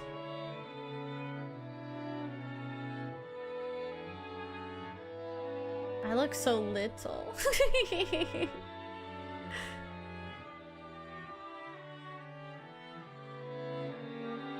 1 second. Okay, let me open up my Discord. As if you're not still little. Listen. 1 second. 1 second. Where is my other server? Whoa. Why is my browser source there? Go away, there we go. Where is it? Where is the server that I put all this stuff in? I found it.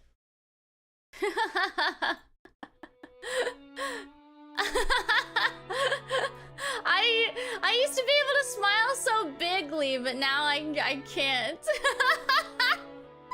I used to be able to smile so bigly. Let me open with paint so I can like add a little. I'll add a little black bar. Fill solid color. Okay.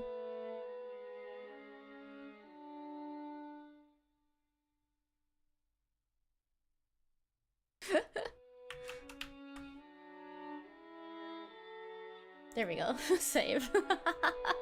I'll show you. This is an older this is when I was like very tiny. I was like I want to say I was like 4 or 5. I was like 4 or 5. Back here.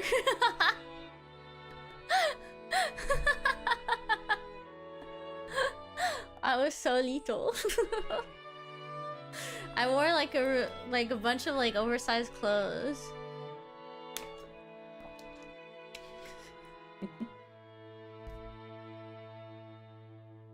An ART. And then I have another one. I'll save it, and then I will edit this one as well. 1 second. Oh, this one's cute. Fill, solid color.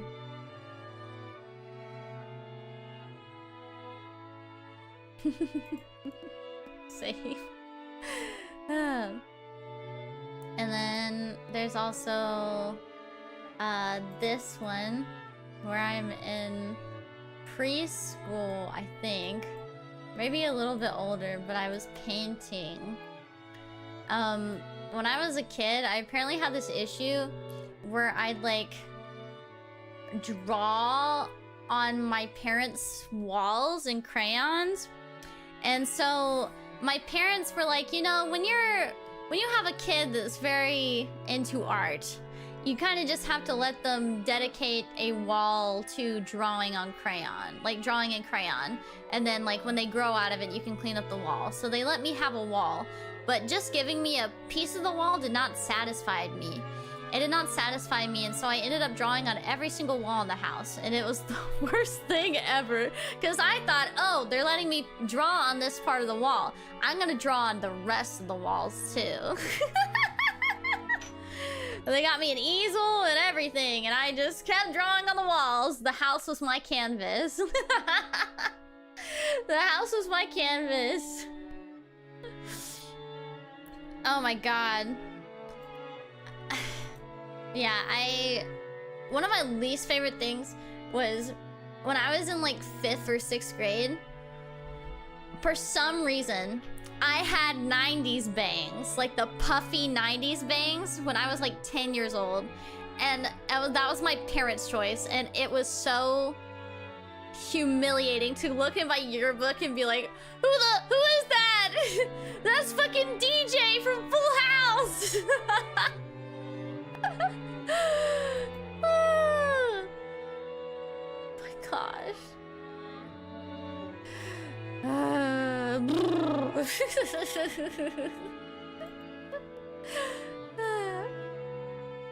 So silly. The blossom bangs. Seeing your Shinji picture, your hair really darkened. Yeah, it did.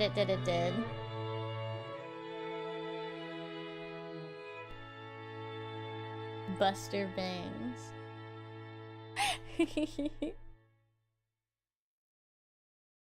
1 second. There we go.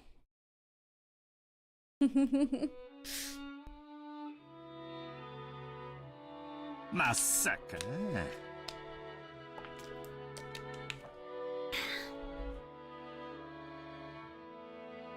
I did! I retweeted it!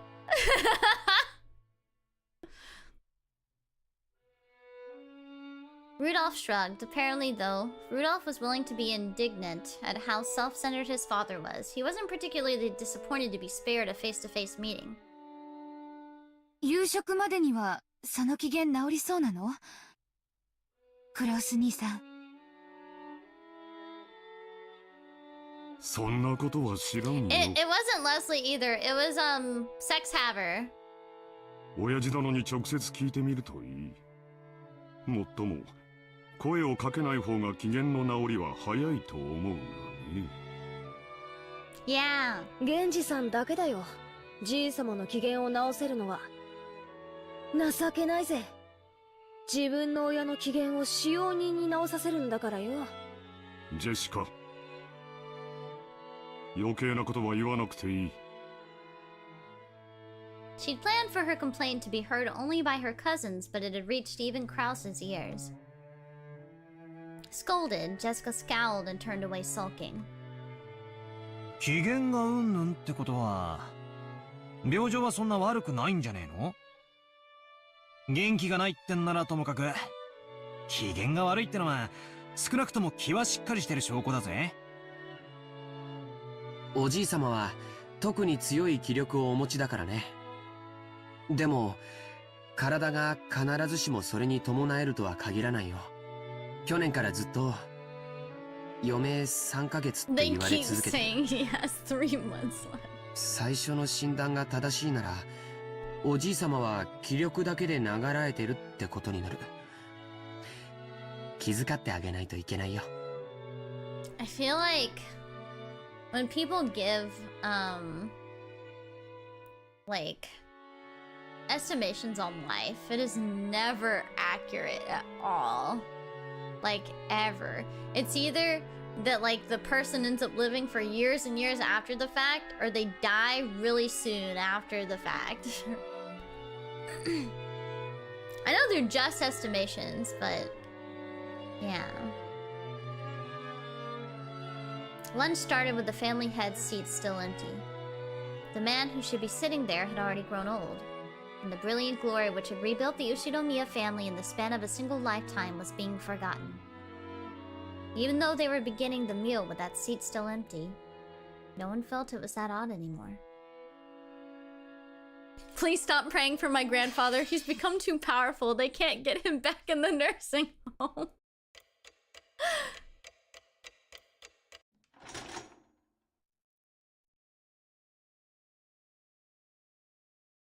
Yeah.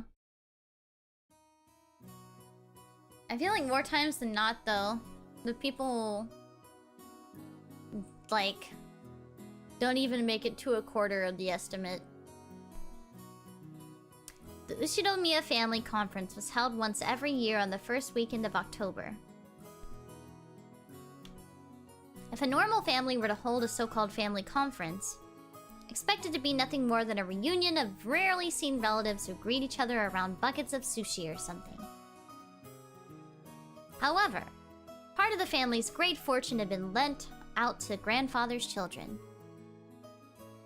And no one in this family was considered an adult until they had met with success in business. So this meeting literally was a conference. How much of the fortune was invested, what sort of business was conducted, how much profit was earned. As a result, how much of the fortune borrowed from the main family could be repaid. Or possibly, how much more would be borrowed for future business ventures. What lessons had they learned, and what could they learn from their mistakes? It seems that topics like these were discussed very seriously in the past. My dad said it was like lying on a bed of nails. Apparently, it used to be a very serious family meeting, where people were bathed in scornful and angry voices, and some people even got slapped despite their age. However, that had become a thing of the past. Now, with everyone pursuing their own business ventures and achieving success, it was becoming more of a normal yearly get-together. Even so, telling grandfather about recent events was extremely stressful. So while it was nothing more than a simple get-together for us grandchildren, it was still a real stomachache for our parents. The absence of the man who was the source of all this trouble, regardless of the reason, probably made today's lunch taste much more delicious. That's silly.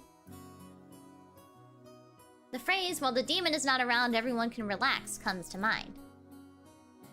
Anyway, let's introduce Jessica's father, whose face I haven't seen for 6 years. The man sitting to my father's left is his older brother and Jessica's father, Uncle Kurausu. This name sure is easy to read. Kurausu. Now that we've gotten used to this string of weird names, our perspective is totally skewed. So Kraus doesn't actually seem that bad. It even starts to sound kinda cool. Just like with Aunt Natsuhi, I didn't have many memories of speaking with Uncle Kraus. He had never been one to chat to children, and I felt like he was always talking with the adults just like Aunt Natsuhi. According to my father's gossip, he was a spiteful and violent man. If what he said is true, Uncle Kraus used to be very domineering from his position as the oldest sibling and was despised by all the other siblings. Though despite that, those siblings all seemed to be chatting happily together. Oh well, even if their relationship was bad when they were children, sometimes when people grow up and live apart from each other, their relationships change. That's probably what this was. After all, they all had children of about the same age.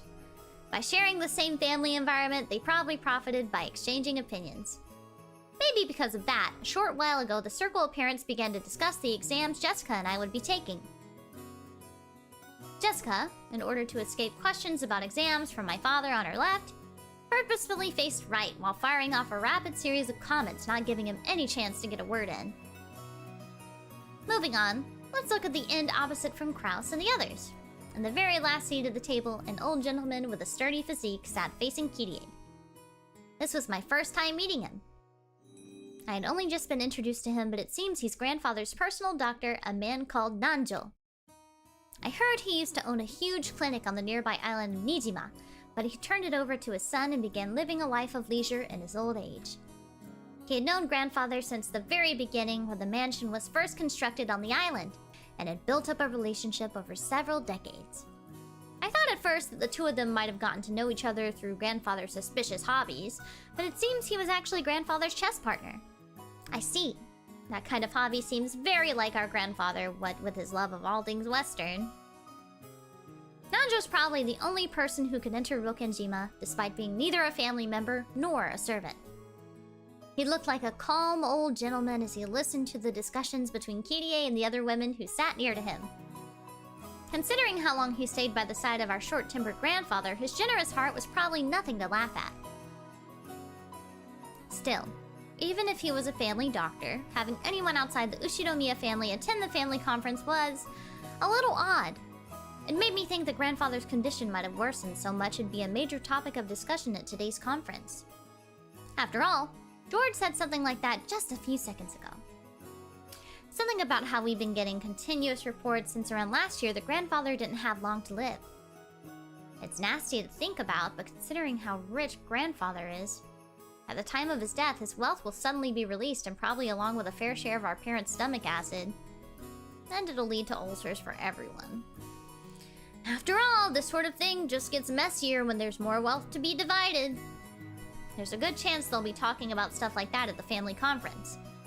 Still, it's not like it's got anything to do with us kids. Finally, even though he hasn't showed up, let me introduce our grandfather. The person who should be sitting in that incipient's chair is Ushinomiya Kinzo. It really sucks. Everyone else in the family has these weird names, but he's got this perfectly normal one himself. If only his name were written Kinzo, but he'd let us call him Goldsmith or something. I'd totally freak out. As you can probably guess by now, he's a frightening person with an extremely short temper.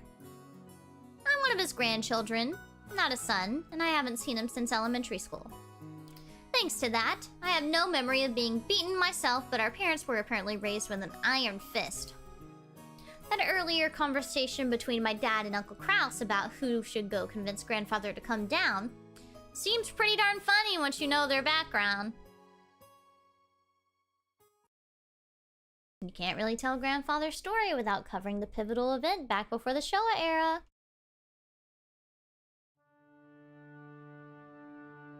There we go. Until the Meiji and Taisho eras, the Ushinomiya family was great and prosperous. They owned several spinning mills, making them rich enough to just double over laughing every day as the money kept rolling in. Incidentally, grandfather was a member of a branch family and had pretty much nothing to do with the main family.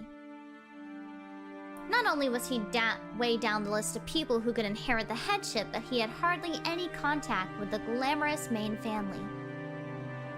However, during the Great Kanto earthquake in the year Taisho 12, the mansion owned by the Ushinomiya family in Odawara was flattened. The spinning mills in Tokyo were all burned down in a huge fire, and the Ushinomiya family lost most of its wealth and family members in an instant. So once they started to figure out who the successor to the Ushinomiya family should be, they apparently found no one remaining except Kinzo and his branch family.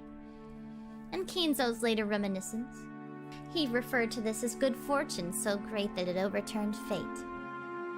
With that, grandfather's boring everyday life did a 180. He was entrusted with reviving the dying Ushinomiya family, which had lost nearly all of its wealth. However, just because he had been entrusted with this task didn't mean he could accomplish it. Apparently, those around him weren't really expecting much. However, this is when Grandfather began displaying his extraordinary talent and good luck. Grandfather used all of the family's remaining wealth, as well as everything from the hair on his head to his toenails, as collateral in order to borrow a massive amount of money. Once he'd built up a gigantic war chest, he immediately invested in businesses. It was like someone tumbling down a hill on a bike without any brakes. And then, jumping onto a neighboring bike and then another one. Just like some crazy street performance. I'll bet everyone thought Grandfather had no business ability whatsoever.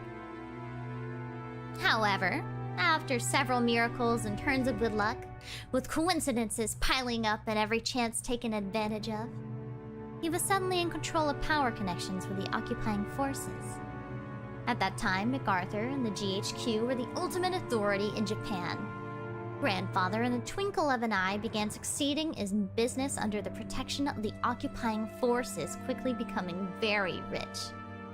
By this point, it's probably safe to say that information, not luck, saved the day. He must have made some seriously deep connections with the occupying forces. Grandfather knew beforehand about emergency demands that would be made for the Korean War. No, it was more than that. He must have predicted those emergency demands from the very beginning when he started investing his money. The history books made it sound like all of Japan made a large profit off of the emergency demands during the Korean War, but that isn't actually true. Only a very limited number of the super rich played the money game and made an easy profit. Most of the citizens remained poor. In other words, Grandfather was a member of this extremely lucky group of winners. I'm pretty sure this all happened during the year Showa 25, or so. The Great Kanto earthquake happened in Taisho 13, so that means Grandfather was able to revive the near-dead Ushinomiya family in only about 20 years, to a level even higher than it had ever been before. With that, you'd think he'd revive the main family in Odawara. But for some reason, he went and did something as crazy as buying an entire small island in the Izu archipelago. Buying an entire island is not something that you can ordinarily do today. However, Grandfather was clever. He contacted the GHQ and applied for the establishment of a marine resource base. He acquired the island as a business property, then tossed the project aside and claimed it as his own plot of land.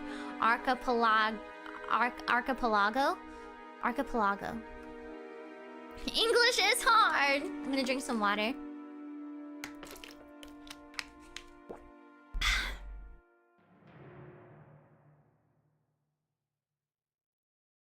There we go.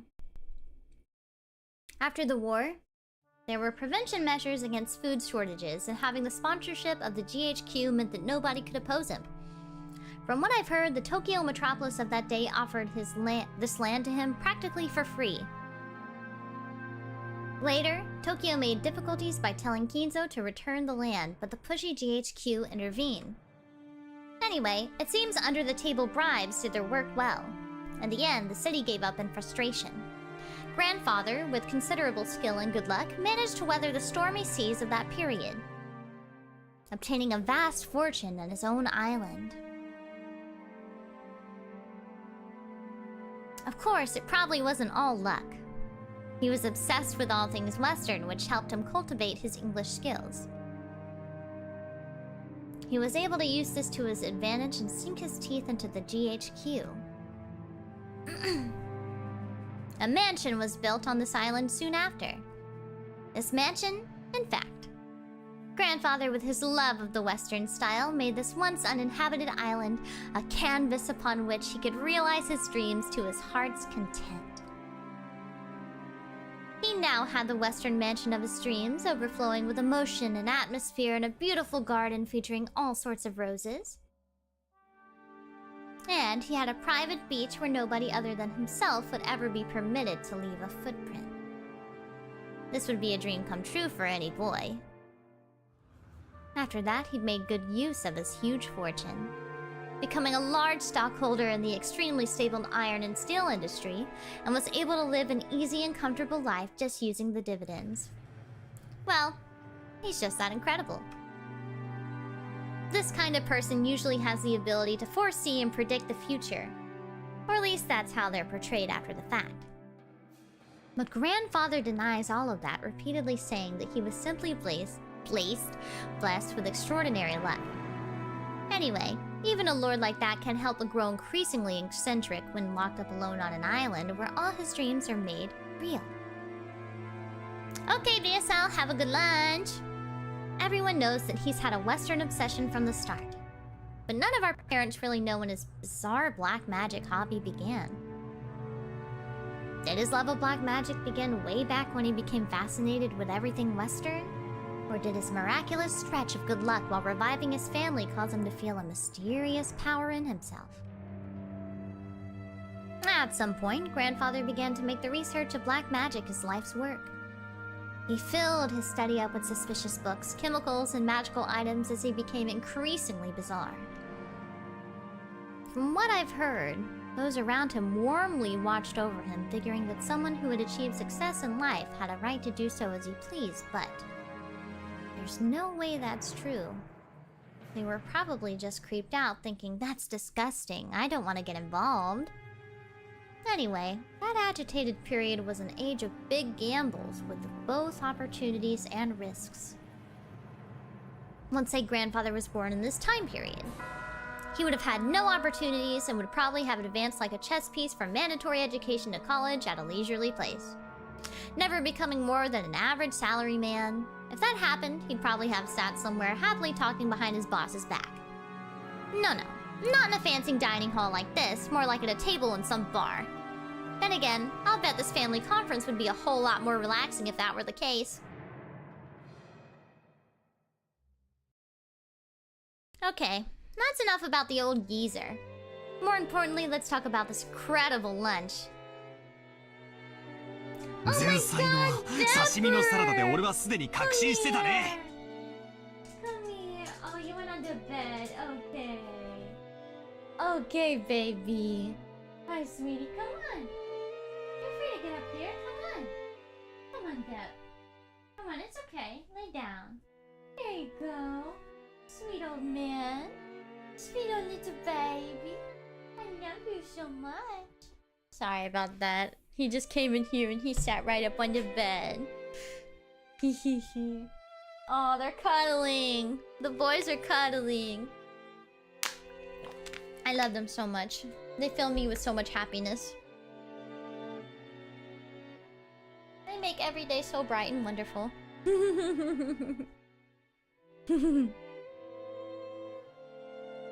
I love them. I'm so glad that I have dogs. They're so wonderful. Ugh. Who are we to judge? When is the Bepper meetup? Good question.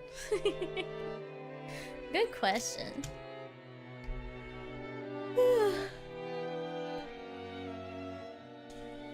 One day I think it'd be fun to have like a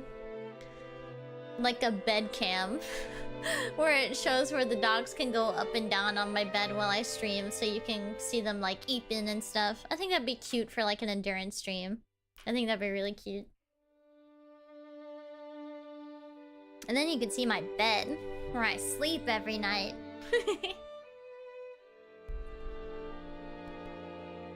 Kodaさんは大したシェフだぜ。しかも魚は近海で取れたやつだろ。スーパーの刺身とはわけが違ったぜ。おいおいよせよバトラー。育ちがバレちまうだろうな。Don't act poor, son. Everyone let out a big laugh. Damn it, you say that even though you love those cheap pubs. Didn't you plan on that during another endurance, but it didn't work out? I had a puppy cam up while we were watching a movie, I'm pretty sure. And Bep did not want to stay in his little dog bed, but they really prefer just my bed. So It'd probably work out better if the camera was just facing my bed. Pora. Because Beb, like, sometimes he just prefers to lay on the ground because it's cooler. Yeah. He just prefers that. He either prefers to lay on the bed or on the cold ground. 僕も仕事の都合で珍しいところで食事をすることもあるけど、それらと比べてもこれはかなりのものだよ。ゴーダさんは多分その道じゃ少しは知られた人だったんじゃないかな。よくは知らねえんだけどよ。老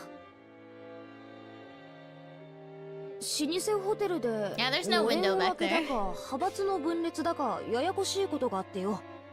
そのトラブルで辞めざるを得なくなっちまったんだってさ。それでその時偶然お袋が使用人の求人を出してたわけなんだよ。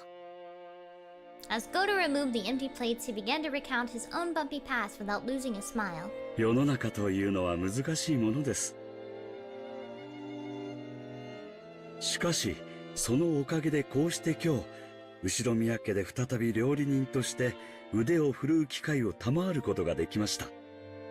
大勢の方の笑顔も嬉しいですが、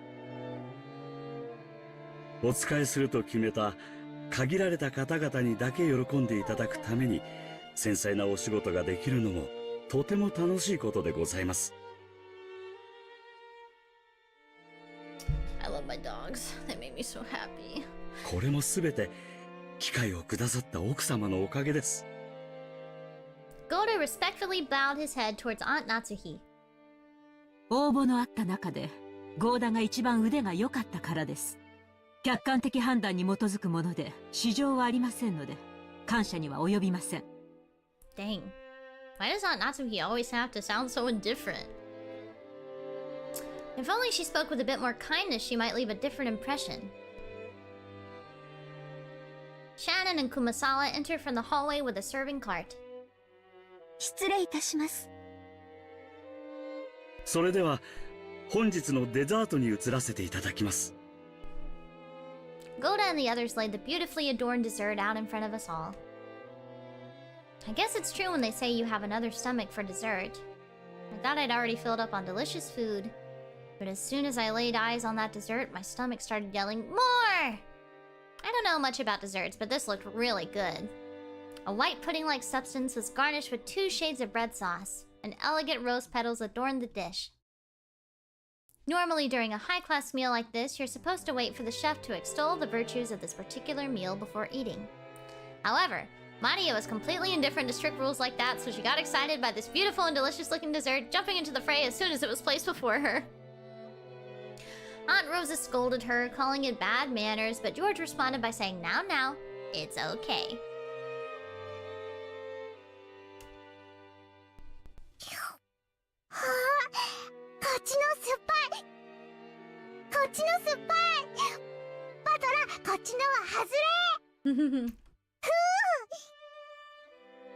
Maria exclaimed as she sampled the 2 colored sauces. なんだと？当たりと外れがあるのかよ。よし、俺も味見をしてやるぜ。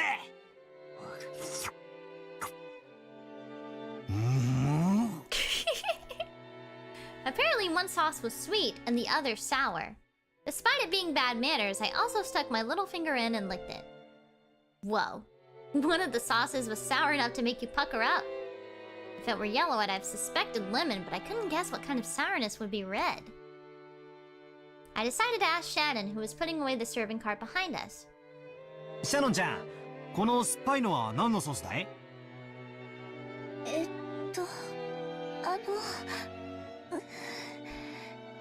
？Shannon hesitated. Maybe her job was just to set the table, so she doesn't really know. Still, even considering that, she seems pretty stressed. Maybe I shouldn't have asked. Or did they use some ingredient that we better off not knowing about? While Aunt Natsuhi made a gesture that seemed to indicate an oncoming headache, Kumasawa, who was setting the table at the opposite seat, began to chuckle. 何の材料を使っていると思いますか？驚きますよ。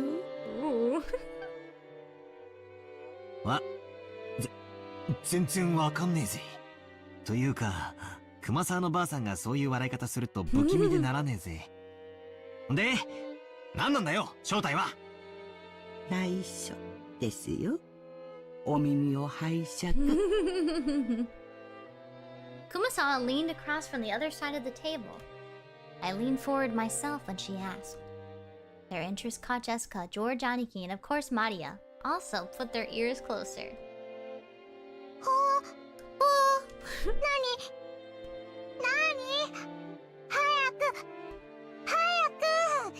この酸っぱいのはですね、実はお魚のサバの絞り汁ですよ。サバ That's crazy, we all thought, horrified. Only Maria accepted it, nodding sagely. Hi, Chibiako! They got lost in the sauce.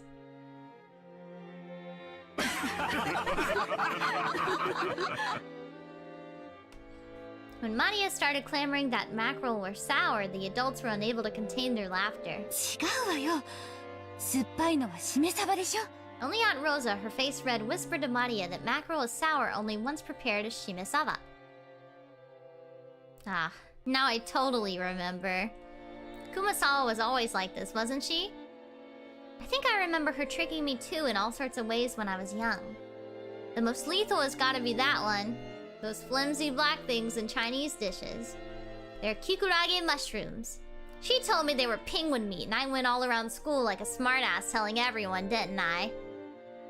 熊沢のばあちゃん、相変わらずだな。マリアが信じちゃうだろ。冗談ですよ。冗談ですよ。今からゴーダさんがソースの正体を教えてくれますからね。Goda looked a little bit put off about his masterpiece being laughed at for such a bizarre reason. But after clearing his throat once, he introduced the dessert to us. それではデザートのご説明をさせていただきます。 Oh, I gotta get in my chair. There we go. Good morning, Andy. 本日はご来賓の皆様が大層お気に入りでございましたバラの庭園にちなみまして、パンナコッタをローズガーデン風に仕上げてみました。散らしてございますバラの花びらは当家の庭園より先ほど採取してきたものでございます。ソースはストロベリーとローズヒップの2色の赤をご用意しました。ストロベリーの甘味とローズヒップの酸味を交互にお楽しみになってください。なお花びらは観賞用となっておりますので、避けてからお召し上がりくださいませ。それではどうぞお楽しみください。 How fancy. Whoa, man, I almost want to applaud before eating. Just like with medicine, reading the detailed description first seems to make it work a whole lot better. As Goda elaborated on the details of his dessert, it started to feel even more appetizing. Seriously, should you call him subtle or just talented? The dessert was probably planned from the beginning, but taking the hint when we all stopped in front of the rose garden earlier today, he displayed an incredible and timely awareness by just adding a few rose petals from that garden. This combination of sweet and sour was also exquisite. If it was just sweet, you just get used to it and bored halfway through. But if you reach the sour sauce at that point, you get a really vivid taste. And then once you return to the sweet sauce, all the sourness in your mouth would be replaced with an enjoyable sweetness. I'm sure everyone else felt the same way. Every time Goda passed by one of our seats, someone praised the taste in his presentation. いかがですか、奥様。相変わらず見事です。お客様をおもてなしするに値します。恐れ入ります。奥様、ご存知ですか？ローズヒップには頭痛に効く効果もあるそうですよ。奥様に特にお気に入りいただけるかと思い、特別にご用意させていただきました。そう、ありがとう。ほら言ったでしょ、夏姫さん。ローズヒップは頭痛に効くって。みたいね。効くといいんだけど。She's just like me for real. ああ、ゴーダさん、あんたには惚れるで。なあ、後であんたの待遇を聞かせてや。無理ならあんたの欲しい年収、指立ててくれるだけでもええんやで。あんたの腕が、この島だけで独占されとるのは、人類の食文化に対する冒涜や。その腕、わしの会社で振るって、お客の皆さんを喜ばせてみる気はないかのう。秀吉さん、うちのゴーダを引き抜かれるのですか？これは困った。ゴーダの待遇をもっと良くしないと引き抜かれてしまいそうだ。そうした方がいいわね。じゃないと引き抜かれて、3食が熊沢さんのサバ料理にされちゃうわよ。これは手厳しゅうございます。すっかり根に持たれてしまいまして。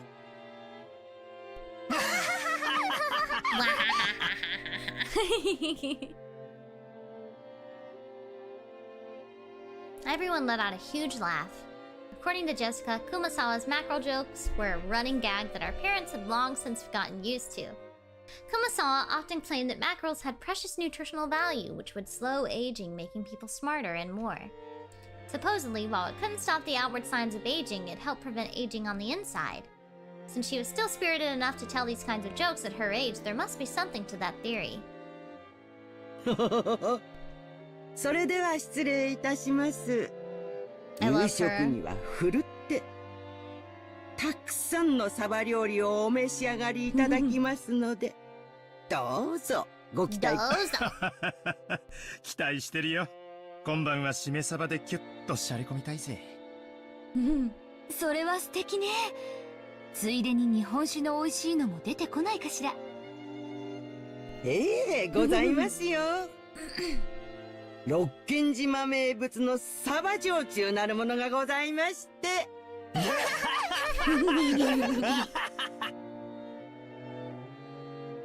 Kumasawa together with Shannon bowed and pushed the serving cart away. It was pretty funny to watch Goda, who looked like his show had totally been stolen, explained in a serious voice that we would be having calf steak for dinner. 熊沢さん、さっきはありがとうございました。 As she pushed the serving cart, Shannon bowed her head very deeply. なんもお礼を言われることなんてありません。 He does look like you see him in a Gundam series. Kumasawa may have played dumb, but she had obviously understood and saved Shannon in the nick of time. Back when Battler had asked about dessert, Shannon had unfortunately hesitated. There may have been several ways to dodge the question, but all of them would have required some quick wits. Shannon, who hesitated when hard-pressed for a response, was always suffering because of this small weakness. If only Shannon had a little bit of the craftiness needed to cleverly shake off a mistake like Goda, her life would have been a bit easier. The fact that she could perform other tasks flawlessly made this weakness even more unfortunate. However, there were some who understood Shannon's honest nature, her inability to gloss over a mistake and draw attention away from it. That was why Kumasawa had smoothly come to her rescue. さっき源氏さんが午後のシフトに変更があるとおっしゃってましたよ。確かシャノンさんは夕方までお休みがもらえたと思いました。羨ましい。すみません。シフト表を確認していませんでした。そうそう。オーブンでこれからちょっとサバを焼こうと思ってるんですよ。できたらお休みの前にちょっと手伝ってくれると嬉しいですね。There we go. Had to get my headset on correct. はい。喜んでお手伝いさせていただきます。To Shannon, Kumasawa was like a mother among the servants.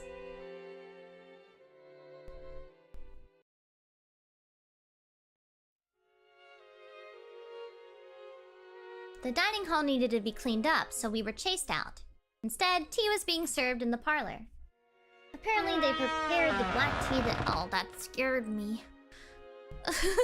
Jeep Yako, thank you so much for the Streamlabs dono, for the good food fun, and for the cutest doggo. Thank you, thank you!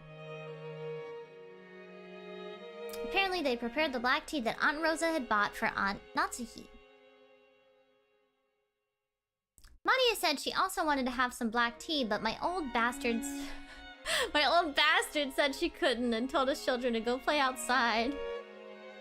バトラ君、みんなで表に散歩に行かないかい？バラでも見に行ったらええ。でも天気には十分注意するんやで。Now that's a sound. Yeah, I have like I have horror movie sound alerts whenever I get donos. 空はまだ明るいが、天気予報はふるふると繰り返しちょる。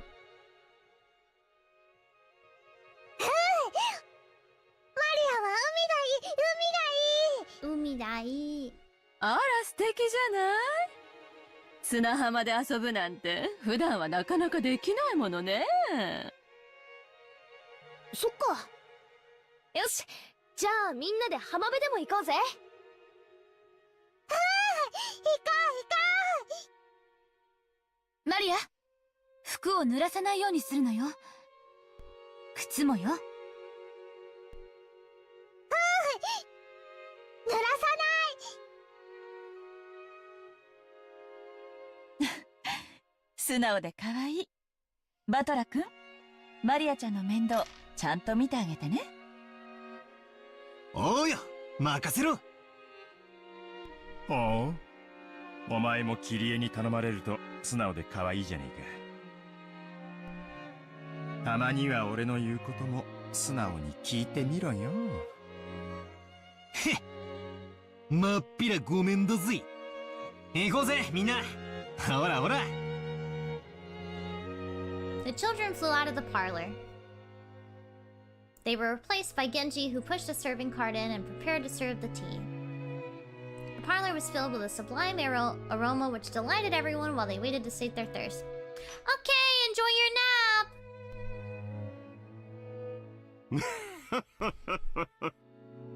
ルドルフのところは家族仲がいいじゃないか。良いことだ。よせよ。兄貴のところには負けるぜ。そうよ、ジェシカちゃん。本当に可愛らしく育ったじゃない。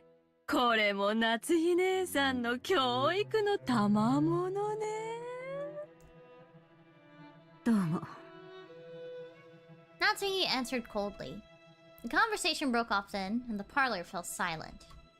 Maybe Hideyoshi couldn't bear the silence because he broke it himself with an exaggerated gesture. しかし、成長は早いもんやで。いつまでも子供だと思っとったが、図体はみるみるでかくなり、いつの間にか大人の仲間入りや。バトラ君なんか見違えたで。体は大きくなりましたけど、まだ子供です。うちの主人も未だに子供ですけれど。子供と私、未だに大人になったって自覚が持てない。情けないじゃないか。一児の母の言うことではない。そうね。私たちももう子供じゃない。大人同士よ。だから感情的にならず、知的な会話をしたいわね。When Ava smiled with sharp sarcasm, everyone seemed to get more tense. It felt as though that pleasant tea aroma had been tossed out the window. 知的な会話なら昔からいつも心がけているじゃないか。お前の嫌味は時に的を外している。昔から変わらない。昔からいつもですって？あらあら。その言葉をきれいに放送して、何十年か前のこの部屋に届けてあげたいわね。ねえ、ローザ。Rosa gave a vague smile. She knew that whether she agreed or disagreed, she'd earn the displeasure of one of her siblings. It was a bit of worldly wisdom that had been essential for someone growing up as the youngest sibling. よせよ姉貴。ガキどもがいない間に本題に入ろうじゃねえか。それこそ知的な話よ。As Rudolph glanced over the faces of all present, some let out a slight sigh and some let a small look of resignation cross their face. They were approaching their unavoidable, true agenda. 去年の時点で余命3ヶ月だったんだ。ってことは、すでにマイナス9ヶ月ってことじゃねえか。Negative 9 months. いつお迎えが慌ててすっ飛んでくるかもわからねえ状態ってことだぜ。当主様は今でも健在でおられます。このような不穏当な話を日も明るいうちからなさろうとするなど、ルドルフさんの正気を疑う。だがな、夏日さん、こういうしょっぱい話はいざことがあってからじゃ遅いんや。今が元気だからこそ余裕あるうちにしとくもんなんやで。これも財産のエチケットみたいなもんや。諸君の関心は親父殿のようじゃないか。南條先生、あなたから説明してくださいませんか。彼らもそれをお望みらしい。Nanjo, who had been standing by the window and staring out at the rose garden, let out a single cough when he realized that he was being called. 南條先生、お父様の具合はどんな感じなんですか？まずはじめに、私が去年申し上げました余命3ヶ月という言葉が一人歩きをしているようですので、その言われずともわかるわ。 Okay, Jibiako, I hope you have a good meeting. 余命というのはあくまでも見込みであって約束ではないとおっしゃられるのよね。さようです。ですから皆さんからたびたびお尋ねを受けますが、いつ亡くなるのかということは決して断言できないことなのです。人の命は体と心に支えられております。体が弱れば危うくもなりますが、それを補う心の強さがあれば小康状態を維持することもあるのです。体はともかくお心はまだしっかりしていて意気健康でいらっしゃれる。キリエ、すまんがしばらく黙っててくれ。ごめんなさい。さようです。金蔵さんの体はすっかり病魔に蝕まれております。ましてやあのような強いお酒をたしなまれ続けてはとてもとても。崖っぷちなのも酒のせい、ながらえてるのも酒のせいか。酒豪の親父らしいね。それで先生、もちろん見込みで結構なんですけども、お父様来年の今日まではさすがにどうかしら。当主様に対してあまりに無礼な質問です。Natsuki jumped on Ava, not even bothering to hide her astonished expression. Ava stared back daringly, but Hideyoshi realized what was going on and tried to smooth things over with a forced smile. ああ、夏井さん、カニーナ。エヴァ、お前も少し言葉を選ばんか。ごめんなさい。お父様の容体が気になって仕方なかったもので。そうですか。それは気づきませんでした。南條先生、聞かせてやってください。父親の寿命を気遣う娘の麗しい家族愛じゃないですか。Kraus laughed sarcastically, and Ava, smiling sweetly, returned an identical chuckle. 来年までお元気かという質問ですが、医者の私としてはとても難しい。この小康状態がまだしばらくは続くようにも思いますし、何らかの発作が来ればその時にはどうしようもないかもしれません。何しろ六軒島は孤島です。すぐに救急車が飛んでこれるわけではありません。本来ならば今度のしかるべき大病院に入院していただきたいところなのですが。My dog is snoring. I don't know if you can hear him. 親父殿は高尚な研究を中断されたくないと仰せだ。去年無理に連れ出そうとしたのがあだになったらしい。外へ出れば病院に閉じ込められてしまうのではないかとひどくお疑いになられていてな。すっかりこのざまなのだよ。南條先生の診察は受けておられるの？親父殿は南條先生には心を許しておられる。機嫌が良ければ診察も受けられるようだがね。容体を見はするが、薬を勧めようとも入院を勧めようとも本当に見るだけですがな。お医者嫌いの方もおるもんや。しかし困ったもんだのう。Nanjo died. Nanjo sighed deeply.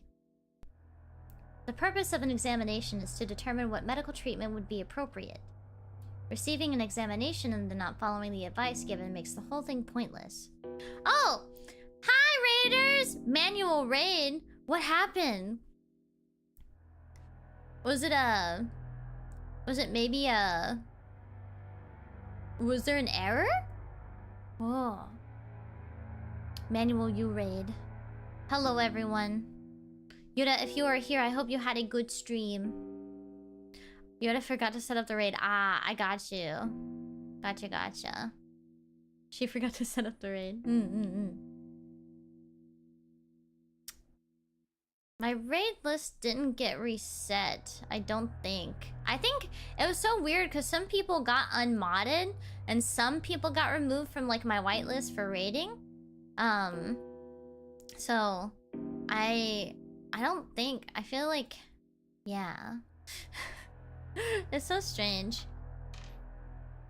I honestly just like have it so that like my subscriptions are public, but I don't want everyone to know what I'm subscribed to. It's so strange. I know that Iku was like unmodded in a bunch of like chats too after like the transition. It was so strange. Ugh, I should go through and make sure that everyone is still modded.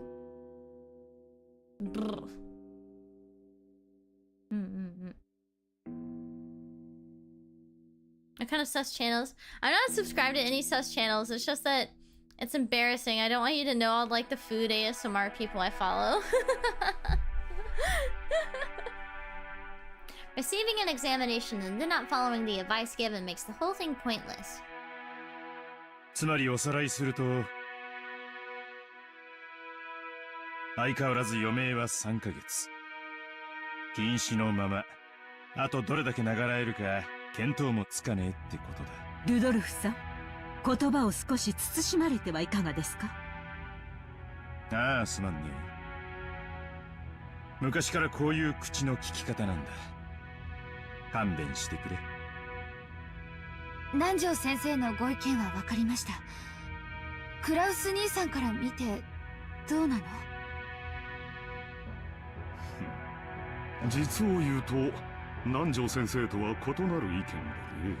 とても余命3ヶ月の重病人とは思えないというのが本心だ。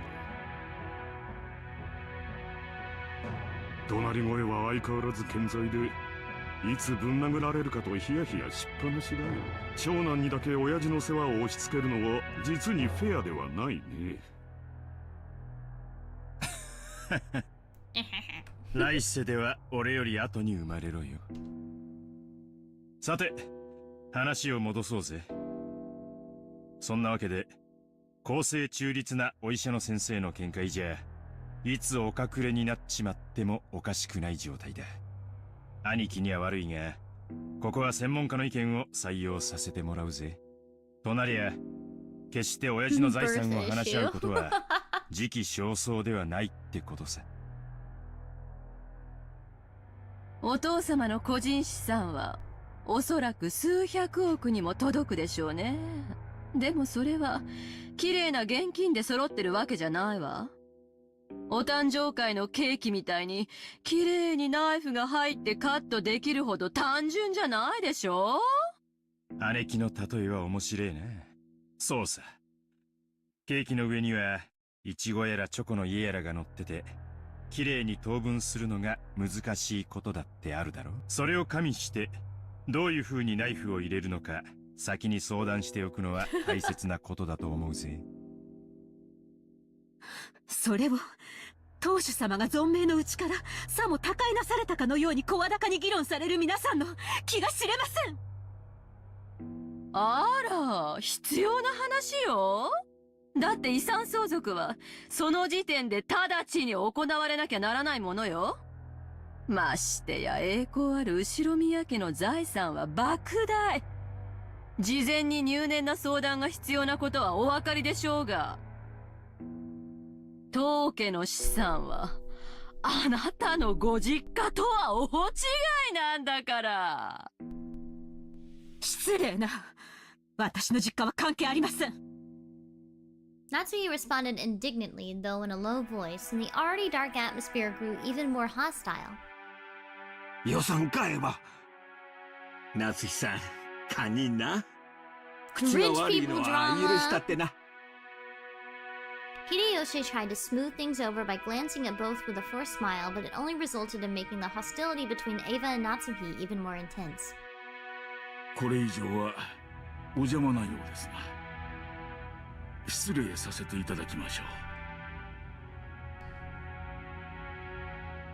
う。Nanjo rose from his seat and exited the parlor. To an outsider, it may have seemed like a normal act of courtesy, but his back was watched by several glances envious of his ability to escape.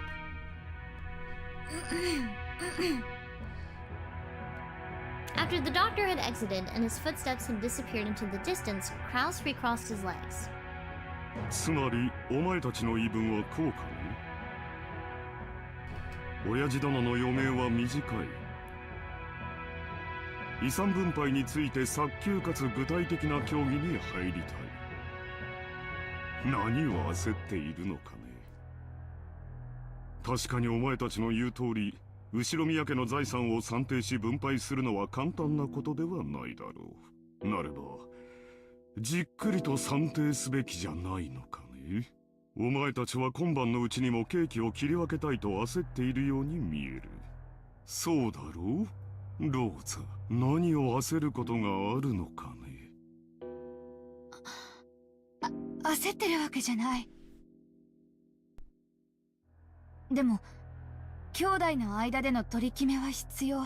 それはいつでもいいことだけれども、お父様の具合が悪くなっていて、先に話だけしておいてもそれは請求とは言わないと思うし。 There we go. Gotta tuck my bangs back. Rosa shot a glance at Eva and Rudolph. As the youngest sibling in the family, it was hard for her to be cross-examined by the eldest. ほう、それはお前の本心かね。兄弟で一番素直で綺麗な心を持っていたお前がそんなことを言い出すとは思えんね。そこの二人に吹き込まれたんじゃないのかね。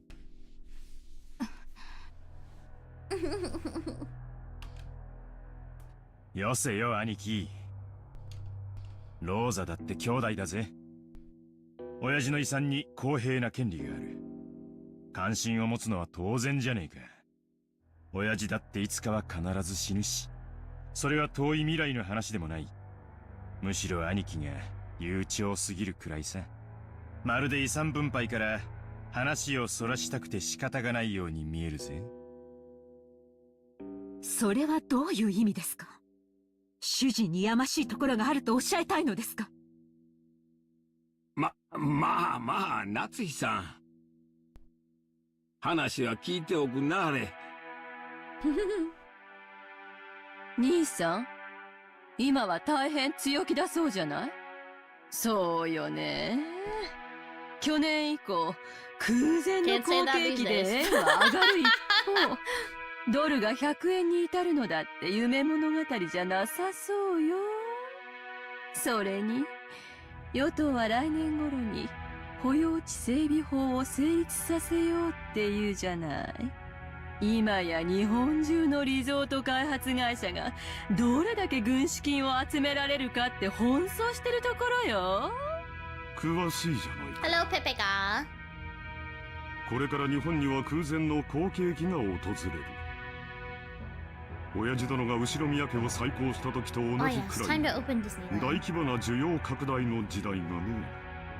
日本国民は死に物狂いで働き、高度経済成長を実現して世界で一番豊か。国民の消費は増大し、それを今や国民のニーズは3種の電化製品ではない。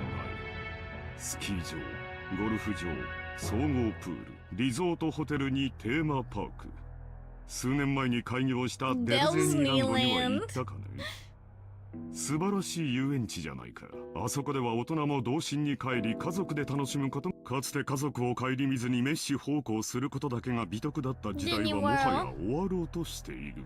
我々は世界で一番豊かな国民としてようやくそれを享受できるようになったのだよ。クラウス兄さんの読みは大したもんや。わしも数年前に聞いた時はそんなアホなと思ったわ。でもな、G5 のプラザ合意聞いてから変わったんや。円はみるみる強くなり、地価はこれから天井知らずに上がるやろ。日本が世界経済の中心になる日も遠くはない。兄さんは時代を見る目のあるお人や。それだけは間違いないで。Hi, DK! 秀吉兄さ Yeah, ん I に同じ love だ。 Umineko. 兄貴は10年越しで時代を読めてるよ。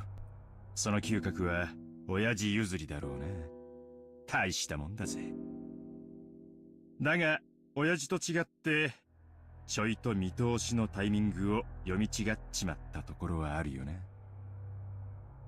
兄さんは必ず日本が好景気を迎えると信じてあちこちにリゾート計画を起こし、そのほとんどで失敗し続けたわ。兄さんの読み通りの時代は確かに訪れつつあるけど、その時期を読むことには失敗したわね。If I'm remembering correctly, and then there are 4 answer arcs. 早すぎたのよ。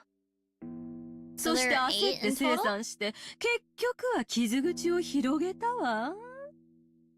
本当に嗅覚が当てになって好景気が訪れることを読めていたなら生産するわけない。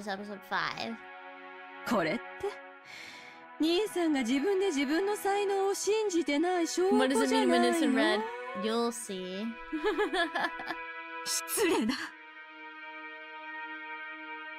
主人を侮辱するつもりですか？ Natsumi's forehead creased as she rose from the sofa. Eva, paying this no heed, stared at Kraus with a confident smile. Kraus, who also maintained his confident appearance, told Natsuhi to sit down. よさないか夏日。昔からこういう言い方しかできないやつだ。少し落ち着きなさい。また頭痛に触る。兄さんに才能がない証拠は私たちのすぐ近くにもあるわよ。だって兄さん、この島をリゾート化するって張り切ってたじゃない？素敵なリゾートホテルも建てて、庭園もきれいに整備して。How's the game? Good. I love Umineko. I don't really like tea or lemonade, but I guess I'd pick tea. 私は素人だから分かりかねるけど、相当のお金を使ったんでしょう。だから何だというのですか？主人の事業はあなたとは関係ありません。いいや、そいつは違うぜ、夏日さん。六軒島は兄貴のものじゃない。親父のものだ。もちろん建てたホテルは兄貴のものだぜ。なんなら俺たちは今夜の宿泊料を払ってやってもいいさ。な、ローザ。リンゴジュース。それはまあ持ち合わせで足りるなら。リゾート化できればこの島の資産価値は上がる。支出がかさんだことは事実だが、そうなれば結果的にお前たちにとっても有益なはずじゃないか。それはわかるわよ。この島の価値が上がればそれを遺産分配する時の私たちの取り分も増えるもの。もちろん島や屋敷を4分の1ずつ切り取れとは言わないわ。それを算定したお金で解決してくれればいいだけの話よ。そこまで分かっているなら、私の事業に何の不満があるんだね。不満じゃねえさ。不安なのさ。第一兄貴、あのホテルいつになったら開業するんだ？このままじゃ俺たちの手垢だらけになっちまうぜ。そうよ。大切な商売道具でしょ。確かに開業するまでずっと鍵をかけておくわけにもいかないわよね。少しは使って風通しを良くしないと建物は傷んじゃうもの。でも私たちが年に一度泊まるだけのゲストハウスって言うんじゃねえローザ。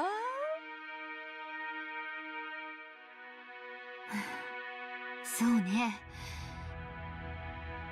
あんなに素敵ならオープンしたらさぞや人気が出るでしょうね。 Oh my god, we'll be like Burn Castel and Lamb Delta. ああ、 We're like Burn Castel and Lambda. あなたが前に言ってたホテルってゲストハウスのことだったのね。ヒヒヒ。立派なもんだね。 Witch ローザの言う通り、オープンできたら人気が出るだろうよ。The lodging they had been guided to wasn't originally intended to serve as a guest house. It was originally constructed as a resort hotel. However, even though it was built 2 years previously, there was still absolutely no prospect of it opening. 兄さんのいつもの事業と同じよ。着目や企画はご立派。そしていつも途中で立ち行かなくなって何も回収できずに終わる。この島をただ住むだけにしか使わないのはもったいないって兄貴のそしてリゾート化してマリンスポーツやらフィッシングやらハネムーンや俺だって長男だったならこの島を何かに有効利用できないかと頭をひねったに違いないさ。でももう出来上がってから2年も経つのよ。2年経って未だに開業のめどはつかないの？任せてる管理会社はどこ？失敬な。それは主人の手落ちではありません。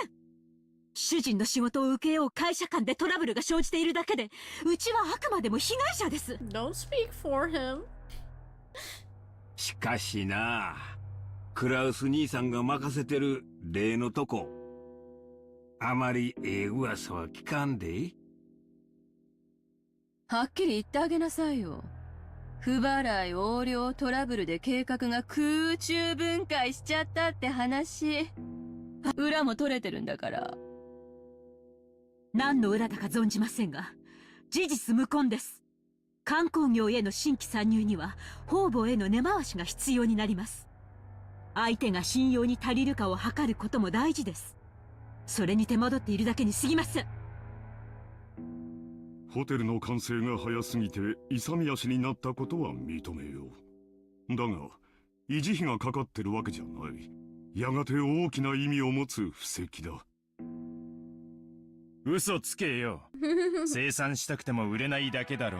Damn. 観光ルートの確立してない何もない離島にやたら豪華なホテルなんて買い手がつくわけもねえさ。それに事業に集めた融資はどうなってんだよ。維持費はかからんでも返せん借金は膨らむ一方や。すまんがクラウス兄さん、この島の開発計画の話ちょいと調べさせてもろたんや。正直こっちもええ話は聞かへんのや。秀吉さん、確かに今の財政状況だけを見たらそういう印象を持たれるかもしれない。だがこれは先行投資なのだよ。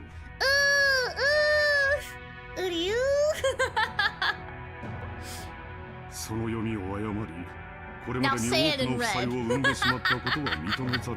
得ない。だが、ようやく時代が私に追いついた。これまでに失った分はすぐに取り戻せる。いや、それどころか、これまでの投資だってやがては私の元に戻ってくる。Forward-looking investment. そう例えるなら、放った稚魚が鮭となり、肥えて帰ってくるようにね。Remember when things were happy an hour ago? When we were talking about dessert? それは認めるで。And how Battler was convinced he was eating penguin meat?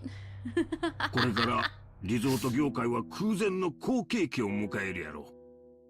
これまでの負債を埋められるほどかはわからんが。だがな、クラウス兄さん。これまで散々負け続けた兄さんが、どこから軍資金を調達したっていうんや。それも半端ない軍資金や。あれだけの穴を埋められる軍資金。Junebug P just subscribed! Oh my goodness! 秀吉さんは That was an hour ago, basically another live. ああ、夏樹さん。ほんま怒らんといてえな。It's a bird. All birds taste like chicken. Not true. Turkey's better. わしらも調べたんや。これまで負け戦続きのクラウス兄さんに、最近の強気な莫大投資を支えられるほどの融資を誰ができたんか調べたんや。結果、いねえんだよ。弱り目と逆に張るのがマネールーレットの鉄則だ。兄貴はこの界隈じゃちょいと知る。確かに時代は好景気を迎えようとしているが、これまでの兄貴の失敗等を天秤にかけて、その上で融資に値すると思う連中がいるのかって言ったら誰もいなかったのさ。ならねえ、そのお金をどこから調達したのってことになるのよ。ほう。ほう。興味深い話じゃないか。それであなた、このような暴言をいつまで放置されるつもりですか。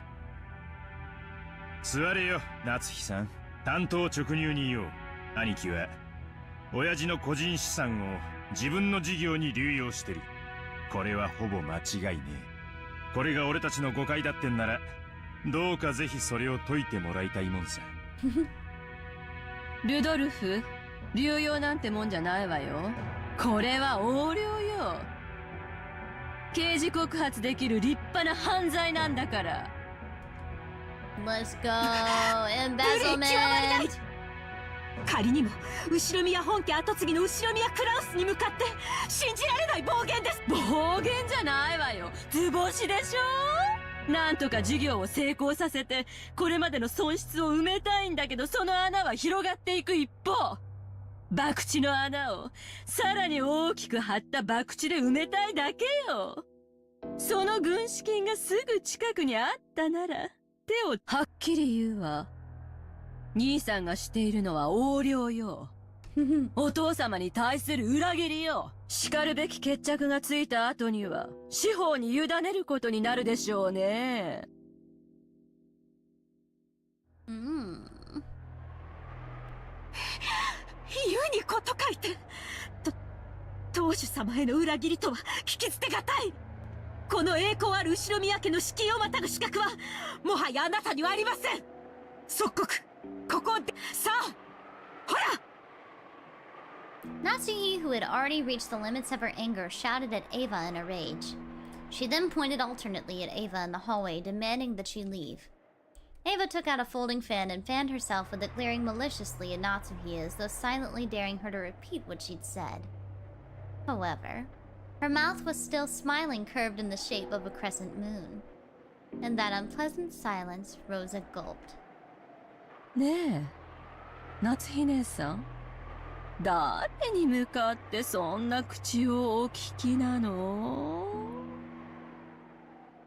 無礼極まりない主人の妹に対してです。これ以上は私も本家の台所を預かる者として聞き捨てなりません。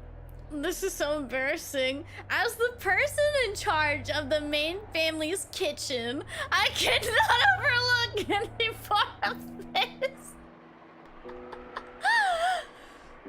台所を預かる？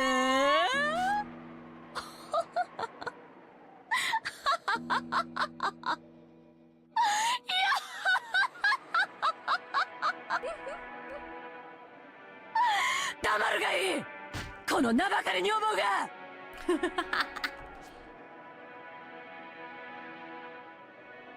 ！Ava folded the fan with a snap and rose to her feet energetically. Compared to the elegance and playfulness she'd shown until a second ago, she was now unimaginably aggressive. バカバカしい！お前が下がりなさい！この後ろ宮エヴァに当主様の左肩を許されている後ろ宮家序列第3位のこのエヴァに下がれと？身の程を知りなさい。そしてお前のそのみすぼらしい姿を鏡に映してみるがいい。お前の服のどこに翼が？どこに片翼のわしが許されているのか。貴様など後ろ宮家の跡継ぎを残すためだけの存在じゃないの。身の程をわきまえるがいい、このゲス女が。Ava's face twisted hideously as her words gouged into Natsumi's heart like talons, wrenching at it.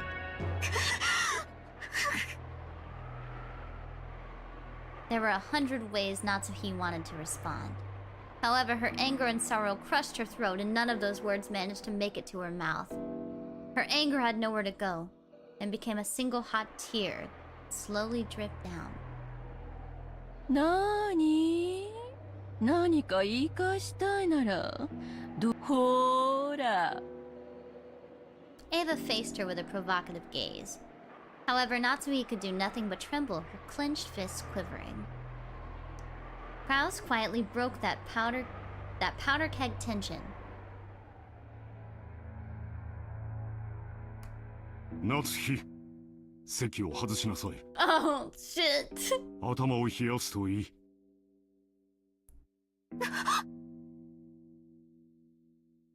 Natsumi, resenting the fact that her husband had not come to her aid, shifted the focus of her attack.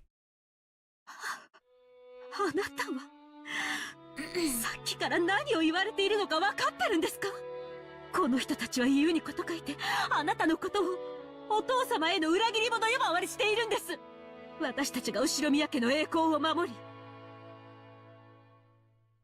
お父様からそれを受け継ぐため日々高潔であろうとする全ての努力をないがしろにして踏みにじる。あなたもあなたです。どうして言い返さないんですか？あなたが言い返さないから私が言い返しているのに、さっきからあなたは私に任せっきりで、その私に頭を冷やして来いなんて言うんですか？いつも私ばかり。私はいつも真剣にこの家のことを考えているのに。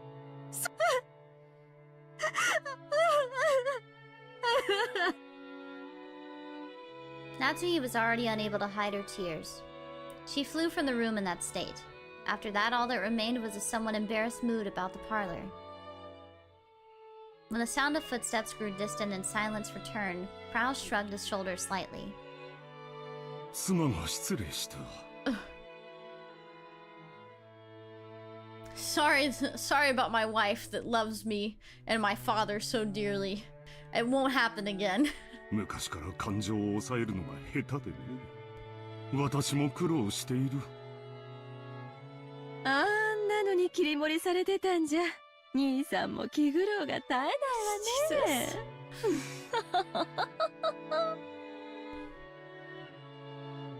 You know how women are. Woman moment.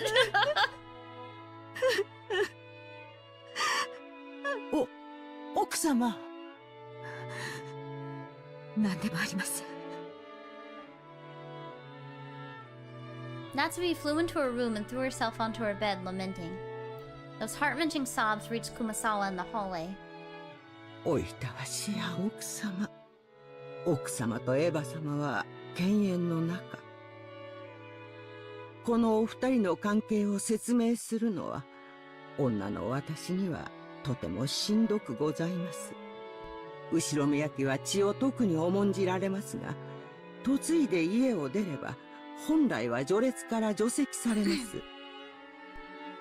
ですから、エヴァ様も本来は、秀吉様とのご成婚の際に、除籍されるはずだったのです。ところが、これは誰のせいでもありません。ましてや、奥様のせいであろうはずもありません。神様の気まぐれとしか言いようがありません。クラウス様と夏日様にはなかなか子宝が授からなかったのです。何しろ男尊女卑の後ろ宮家でございます。妻は跡継ぎを残すための道具。その妻が唯一の役割を果たせないのなら、もう当時の奥様が親方様からどれほど責め苛まれていたか思い出すのも苦しい。そんな中、エヴァ様に秀吉様とのご結婚の話が持ち上がりました。エヴァ様は狡猾でした。奥様がいつまでも身ごもられないことにつけ入って親方様に取り入ったのです。入り婿を取って自分が跡継ぎを産むと吹き込み、ご自分の席を後ろ宮家にとどまらせるよう後ろ宮家に嫁ぎ、外様扱いの奥様と入り婿を取る形で血族として残ったエヴァ様は、後ろ宮家の序列の中では雲泥の差。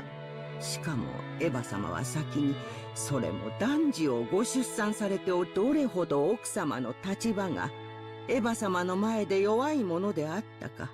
奥様にとっては、もし自分がすぐに解任することができれば、エヴァ様の入り婿など親方様に認めさせずに済み、今日のエヴァ様。しかしそれは奥様のせいであろうはずもない。すべては気まぐれな神様とジェシカさんをお届けすることが遅れたコウノトリのせいなのでございます。だからといって奥様にはそうと割り切れるはずもない。ただただ妻としての責務を全うできなかったことに、女として悔し涙をこぼすしかできないでしょう。私には何もできず、こうして物陰から見守ることしかできないのです。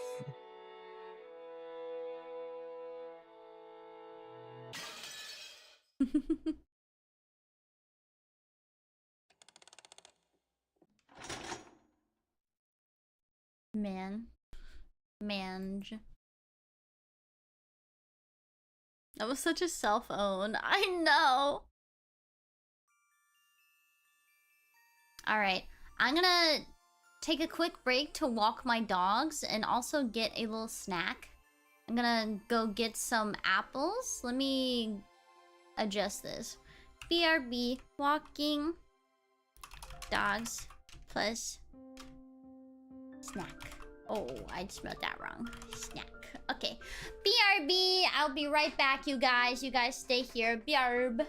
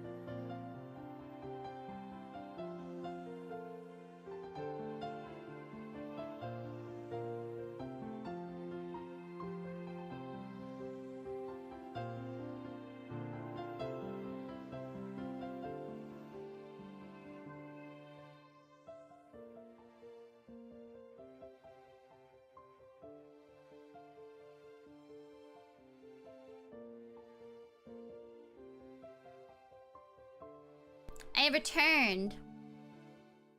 Also, hi, Luto! Today's snack, midstream snack, is a apple, which I will indulge in right now.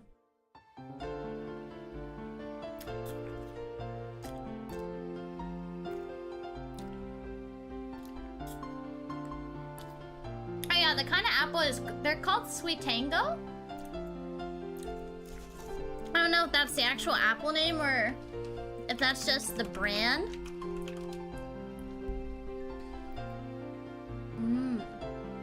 Bread a Honey Crisp but with a zest star. Oh. Comparable in sweetness to a Honey Crisp.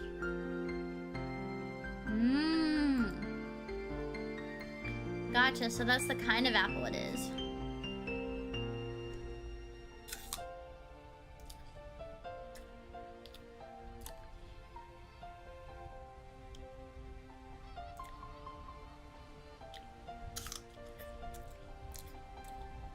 It's like both sweet and tangy. It's nice. The apple has a balanced sweet and tangy flavor with notable warm nuances of citrus, spice, apple cider, and brown sugar.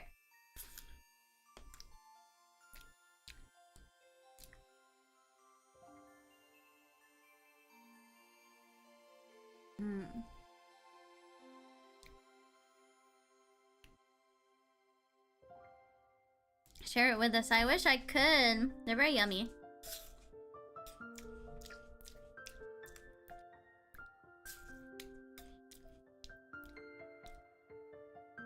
Did you know gods of death love apples?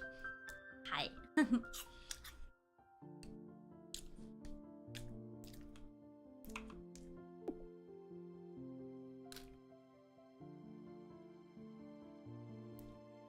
Very yummy. Very yummy indeed.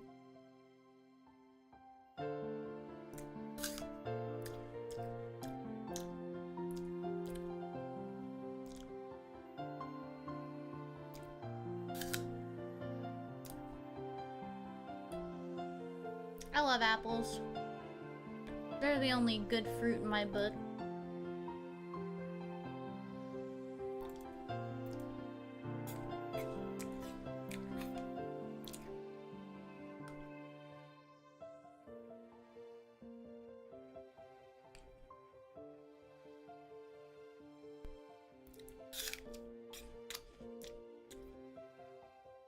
They're so yummy and good for you. No! No durian ever! Never!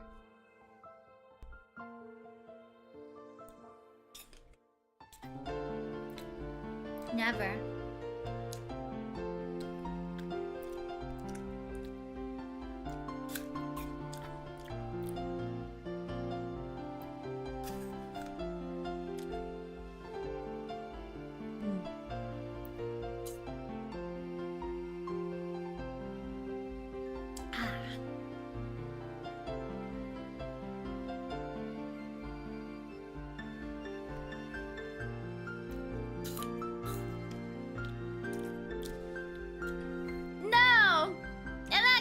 We can't meet up.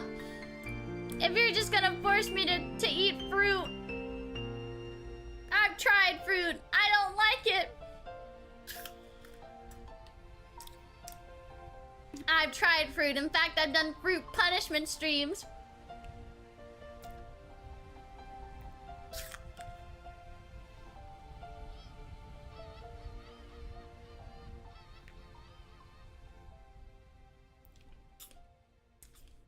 It's Jover.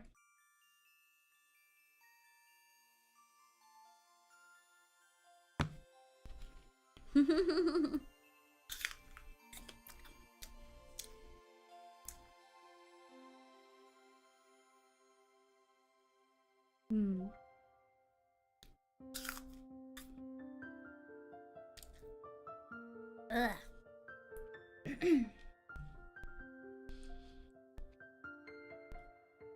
Lately, the way my meals have been going is like, wake up, eat cereal, and then I'm not especially hungry at lunchtime, so I've just been eating apples.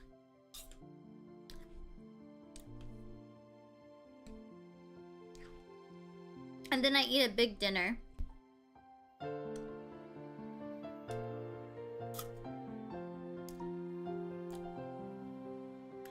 I want to make sure that I eat at least like a little something during each meal time. Even if it's not like a real like meal.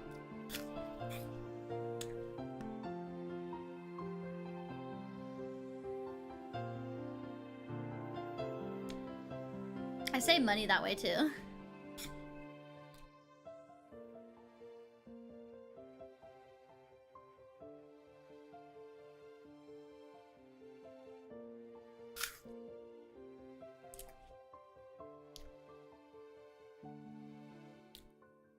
Who can afford to eat 3 whole meals a day?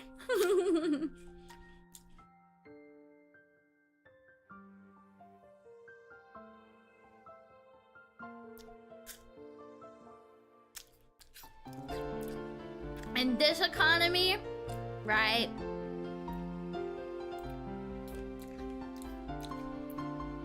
And his I 3-meal haver. He's better than all of us, guys.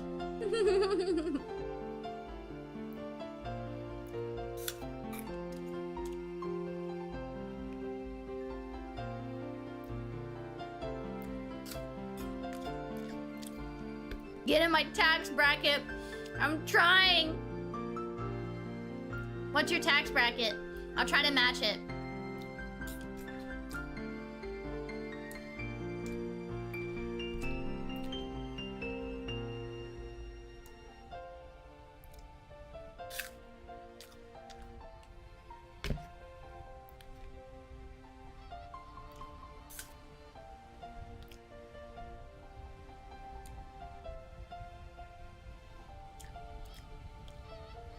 information is classified for my wife position currently outfit.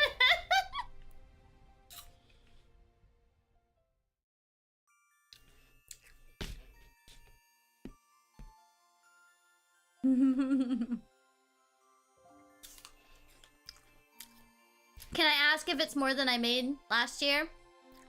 Last year I made about 38,000.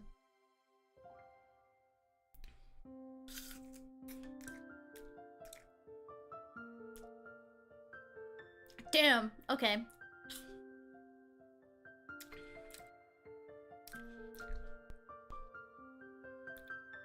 I'll try to match you. One day, I'll beat you.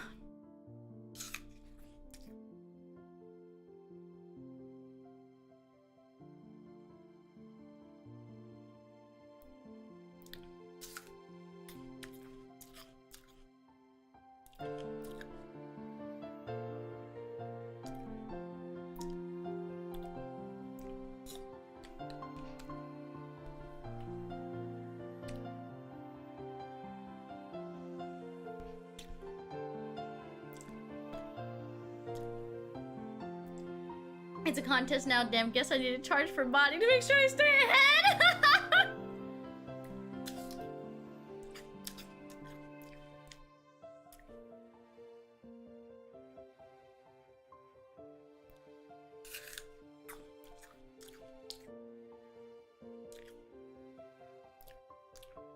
$68K! Oh my god. I wish I was making that.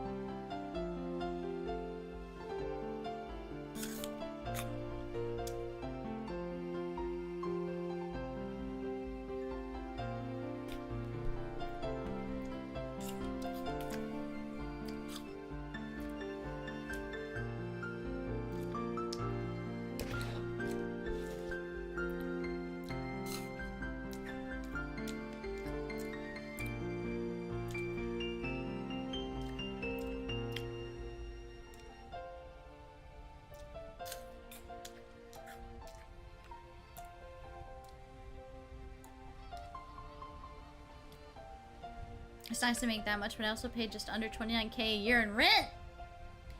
Man, I pay like 6K a year on rent.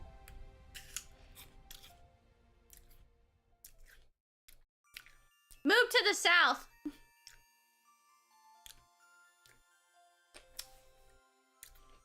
Move to the south. That's where you find the cheap rent. Luto, come live with me. Come live with me.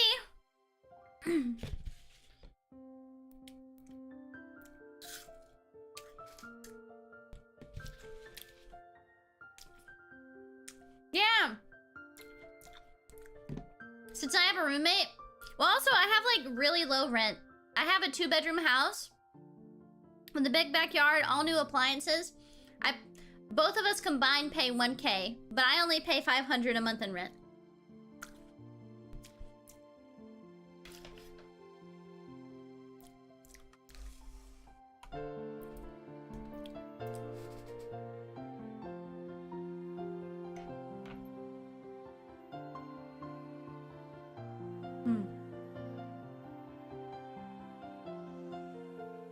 Yeah. It's because the owner of the house was a family friend. And he was looking to sorry, I burped. That was gross. Ew. But he was looking to rent this place out since he had to move out. Because he was living here. He fixed up this house from before. And he was really good friends with my mom, and he was like, do you know anyone that would want this house for $1,200 a month? And she was like, I have a daughter that would like to pay $1,000 a month. And he was like, sure. Sure.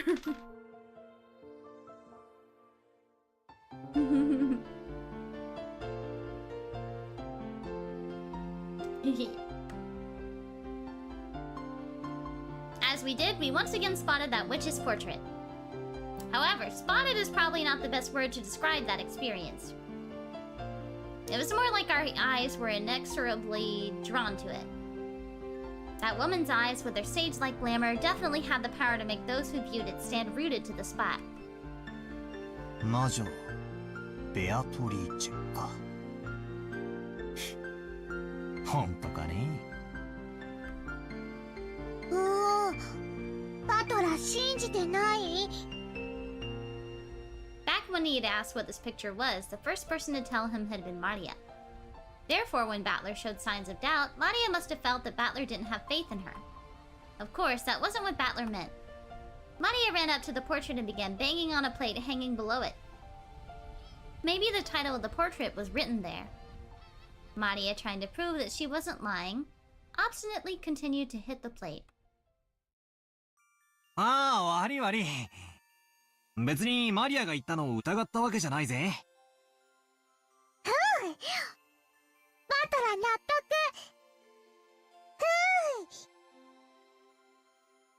When he patted Maria's head and apologized, she seemed to accept it, sticking out her chest and proudly ooh-oohing.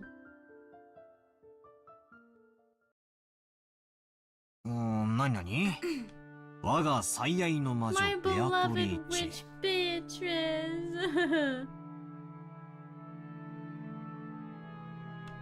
懐かしき故郷を貫く。ってなんだこの怪しげな長い碑文はよ。 The plate did have the title of the portrait written on it, but it was much too big to contain only that. Beneath the title was what appeared to be a long epitaph. If you just skimmed over it, several unnerving words would jump out at you. We just finished a little snack break, VSL. Welcome back. じいさまが書かせたものだよ。意味深だろ？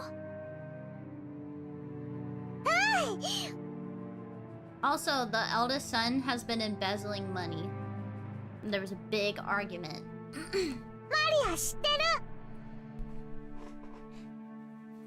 黄金の隠し場所。おいおい、後ろ宮家の隠し黄金の話か？そりゃまた懐かしい話だね。っていうか兄貴、これマジなのか？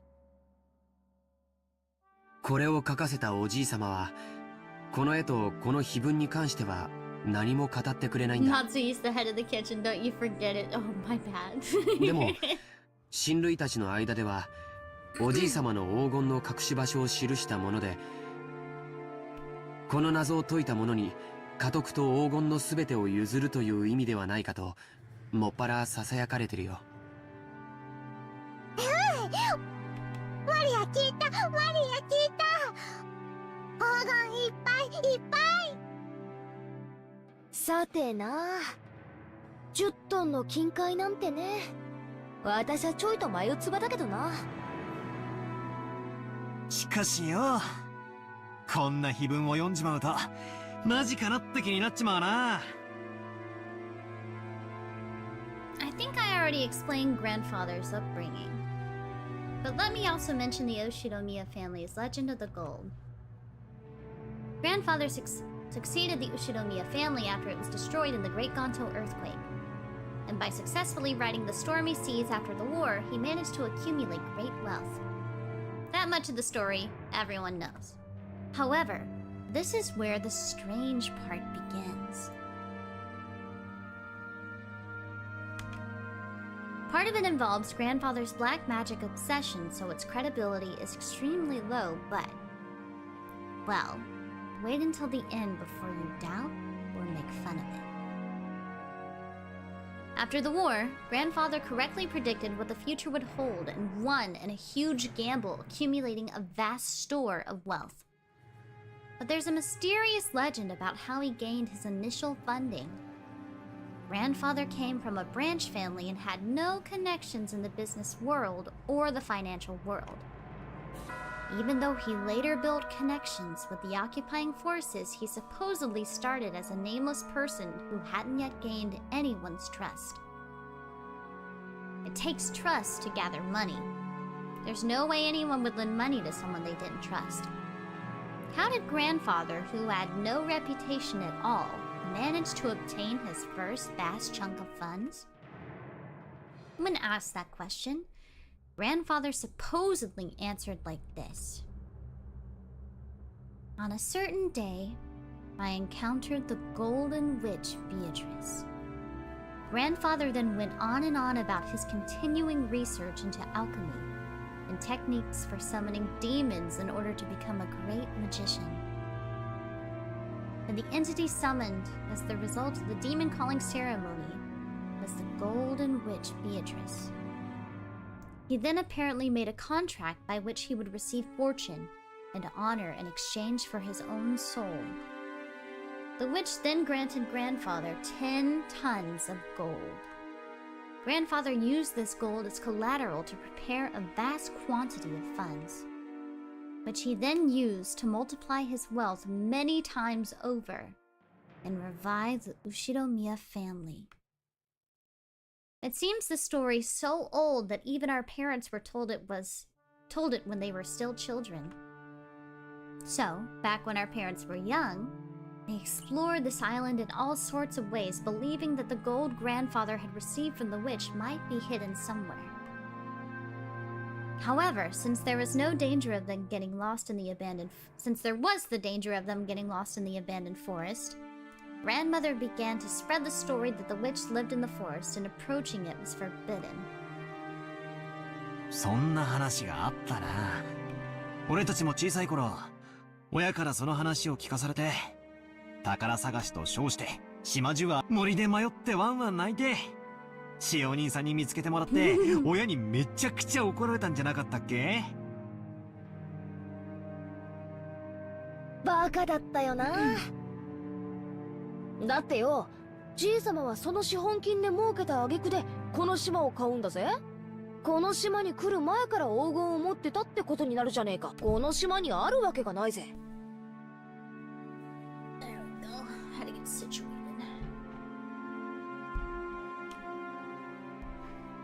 そうとも限らないよ。その黄金が元からこの島に隠されていて、それを確実に自分のものにするためにこの島を丸々買い取ったとかね。何しろ10トンもあるんだもん。安全な場所に移すより隠し場所そのものを確保する方が現実的だよ。この碑文を書かせたのは2年前。それもじいさま自身ってなると、なるほど。黄金伝説も信憑性が増してくるじゃねえか。じいさまが後宮家復興の資本金にしたという魔女に授けられた黄金が10トン。そいつがどこかに今も眠っていて、じいさまはこの謎を解けたやつに全部を譲ろうって。へえ、じいさまらしいセンスというか、なんてマジならなんとも景気のいい話だぜ。The epitaph carved into the plate was very mysterious. Something like a poem or a song written on it. That text was incredibly disturbing, filled with the signs of grandfather's black magic hobby, and its contents were in truly bad taste. But it could definitely be viewed as a puzzle which, if solved, might lead to the hidden gold. そういうつもりなのかどうか、おじいさまの胸中は想像もつかないけどね。一つ言えるのは、このうさんくさい碑文をおじいさまは一族全員に告示するかのようにここに掲示したこと。そして黄金の存在はほのめかしながらも、未だにその隠し場所について一切触れないこと。そこから親たちが想像を膨らませて、おじいさまの知恵比べに違いないって言い出した。欲の皮が突っ張ってるうちの親父あたりだろうぜ。こんなじいさまの黒魔術趣味はバカにしてるくせに、この隠し黄金の話だけは信じてやがる。調子のいい話さ。確かに現実的な話じゃないよね。当時無名で何のコネクションもなかったおじいさまに無償で莫大な金塊を融資する人物なんているわけがない。それがいたからこそ、おじいさまはそのスポンサーを魔女と呼んだというなら考えられない話。でもよ、10トンだぜ、10トン。一体現金に直したらいくらくらいになるんだ？っていうか、とんでもない量になるはずだぜ。とんでもない量だよ。人類が有史以来発掘した黄金はせいぜい10万トンって言われてる。人類の歴史が手にした黄金の1万分の1を個人が手にしてるっていうのはとてつもないことだよ。それが一箇所にあり、しかもそれをおじいさまにポンと貸し出せるような魔女。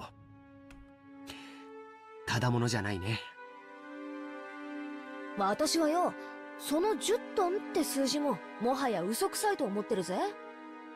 第一よ、じいさま以外に見た奴はいないんだろ。仮に気前のいい魔女が実在して黄金を貸したとしても、それは10は10でも10キロぐらいの間違い。10キロでも相当いい金額になるはずだぜ。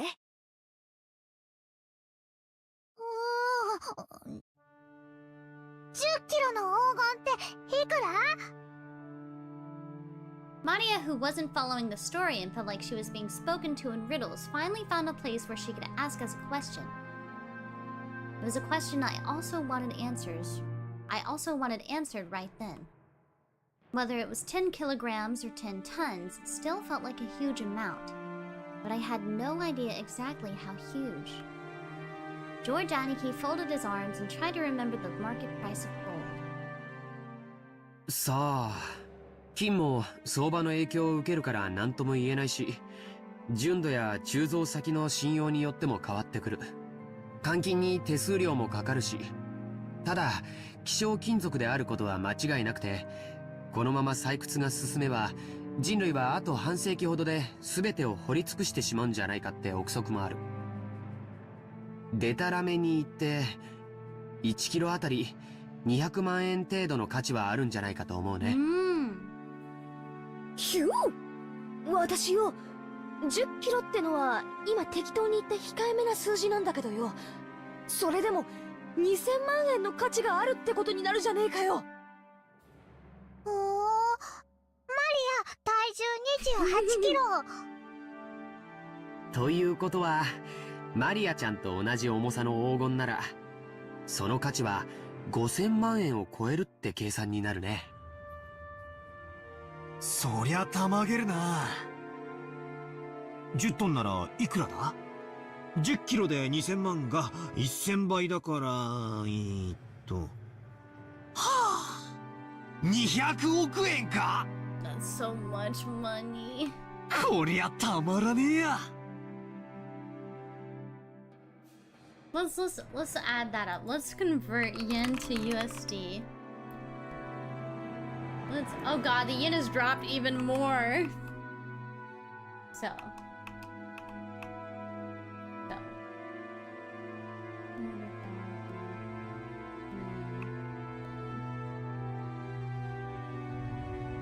Wait, I think I'm doing the math wrong.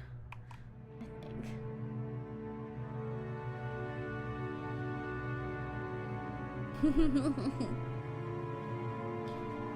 Okay, hold on. Okay. 20 billion yen to USD. That's about 129,000. No, not thousand. $129 million. $360,248. So 20 billion yen is currently about $130 million. Yeah.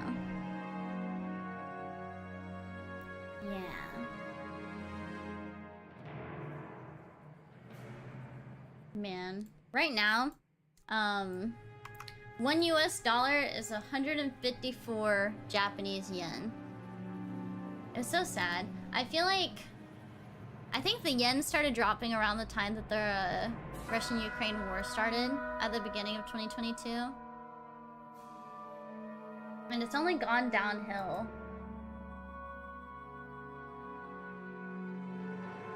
You'd be able to have a good ass time in Japan if you went now.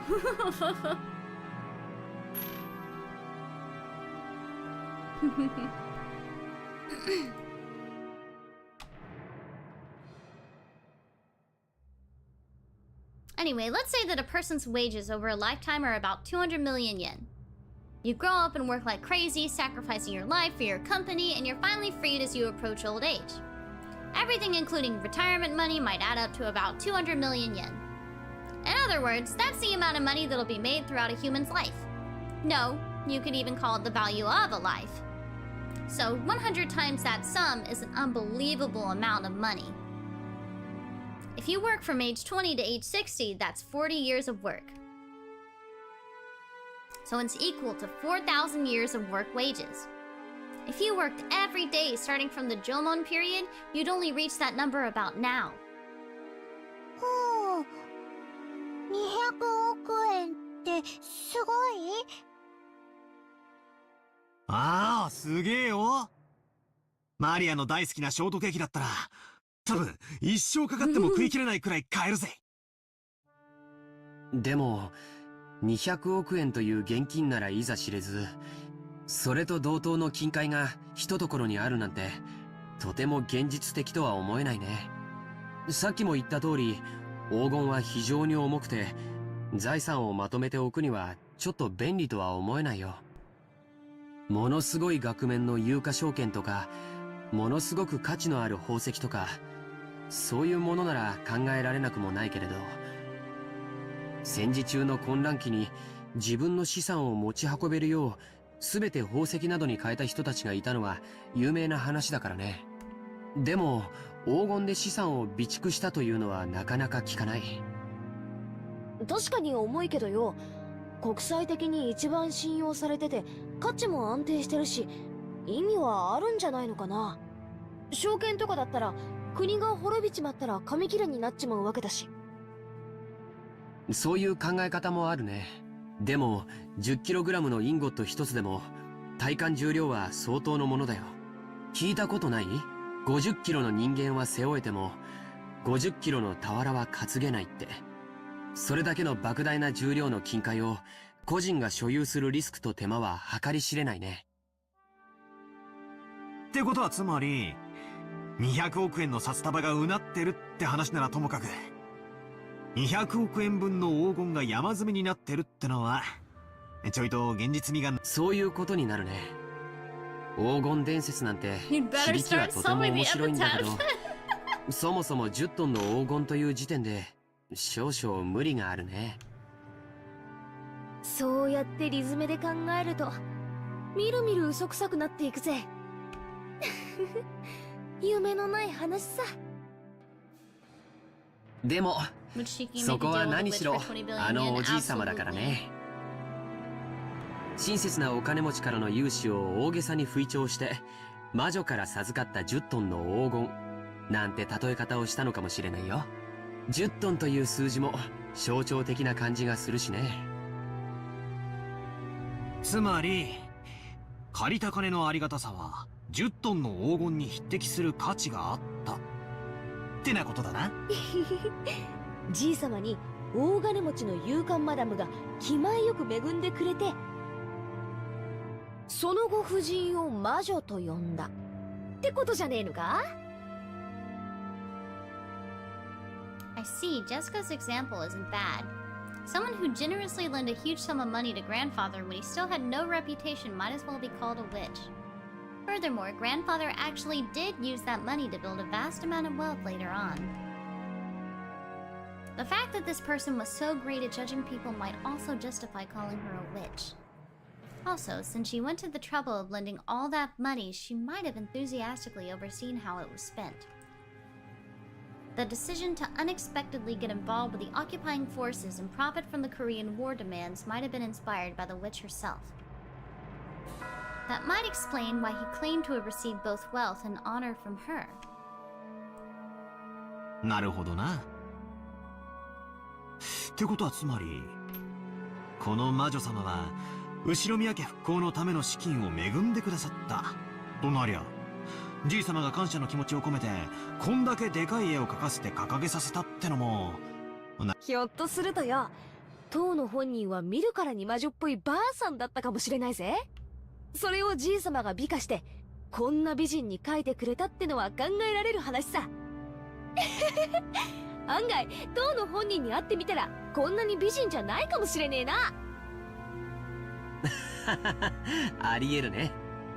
ベアトリーチェって名前はいかにも洋風だけど、僕たち一族の名前がみんな洋風であることを考えると、このベアトリーチェって名前も日本人名を無理やり洋風にアレンジしたものなのかもしれないよ。なるほどなるほど。この美人は絵の中にしかいないってわけだな。それじゃあの立派そうな胸は揉めそうにないぜ。鼻っから魔女なんておかしいんだよな。そんなのが地球上のどこにいるってんだ。I laughed and made fun of the witch, trying to distinguish myself from the kid I was 6 years ago, who feared the witch of the forest when Maria tugged on my sleeve. I could tell by how hard she pulled that she was a bit upset. ん？なんだよ、マリア。ベアトリーチェはいる。Maria stared up at me. She had on her usual sour look, but I could tell she was angry by the color of her eyes. 魔女いる。魔女はいる。なんだよ、そりゃいるだろうよ。テレビをつけりゃアニメとかによ。いる。魔女はいる。I started getting impatient, not knowing why Maria was jumping on me like this. Then Jessica tapped me on the shoulder and whispered. バカだな。子供の夢打ち砕いてんじゃねえぜ。マリアは魔女とかベアトリーチェとかが確かに存在するって信じてんだよ。確かマリアちゃんは学校の文集に将来なりたいものは魔女って書いたんだっけ？ Maria nodded seriously. Tears started to run from the corners of her eyes.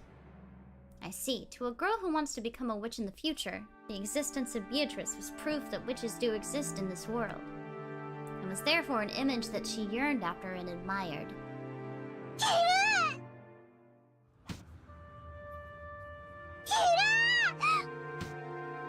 魔女はいる。なのにバトラーが信じない。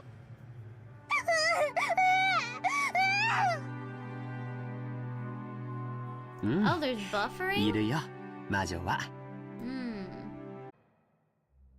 Alright, hopefully it's good.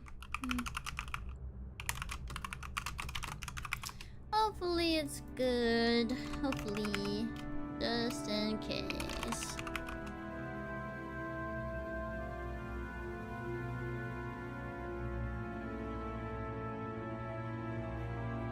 I'm getting there, I'm getting there, I'm getting there.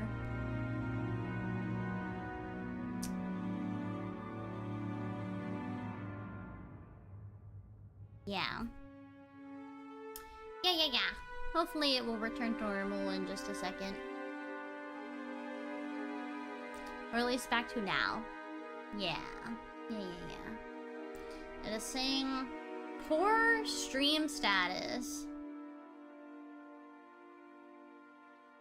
Poor stream status.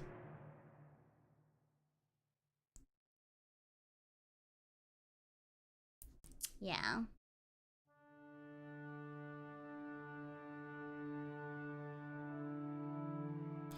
We'll see. Hopefully it will catch up.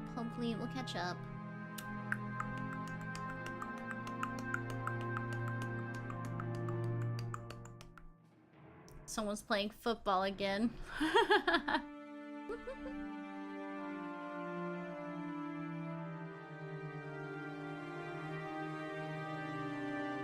Silly.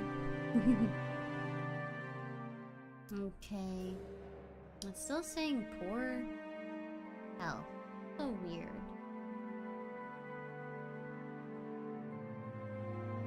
Damn you, sports. Damn you. We'll see if it comes back. Hopefully. Hopefully it comes back. I'm gonna play more Umineko. Ugh.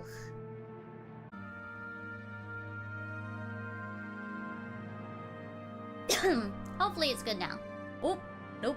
Yep, nope. It Yep. It says excellent connection now. It says excellent connection now. Are we good? Can you hear me? She... me on my Neko till I... Ahoy. Ahoy! ホルライブ3期生の星尾マニです。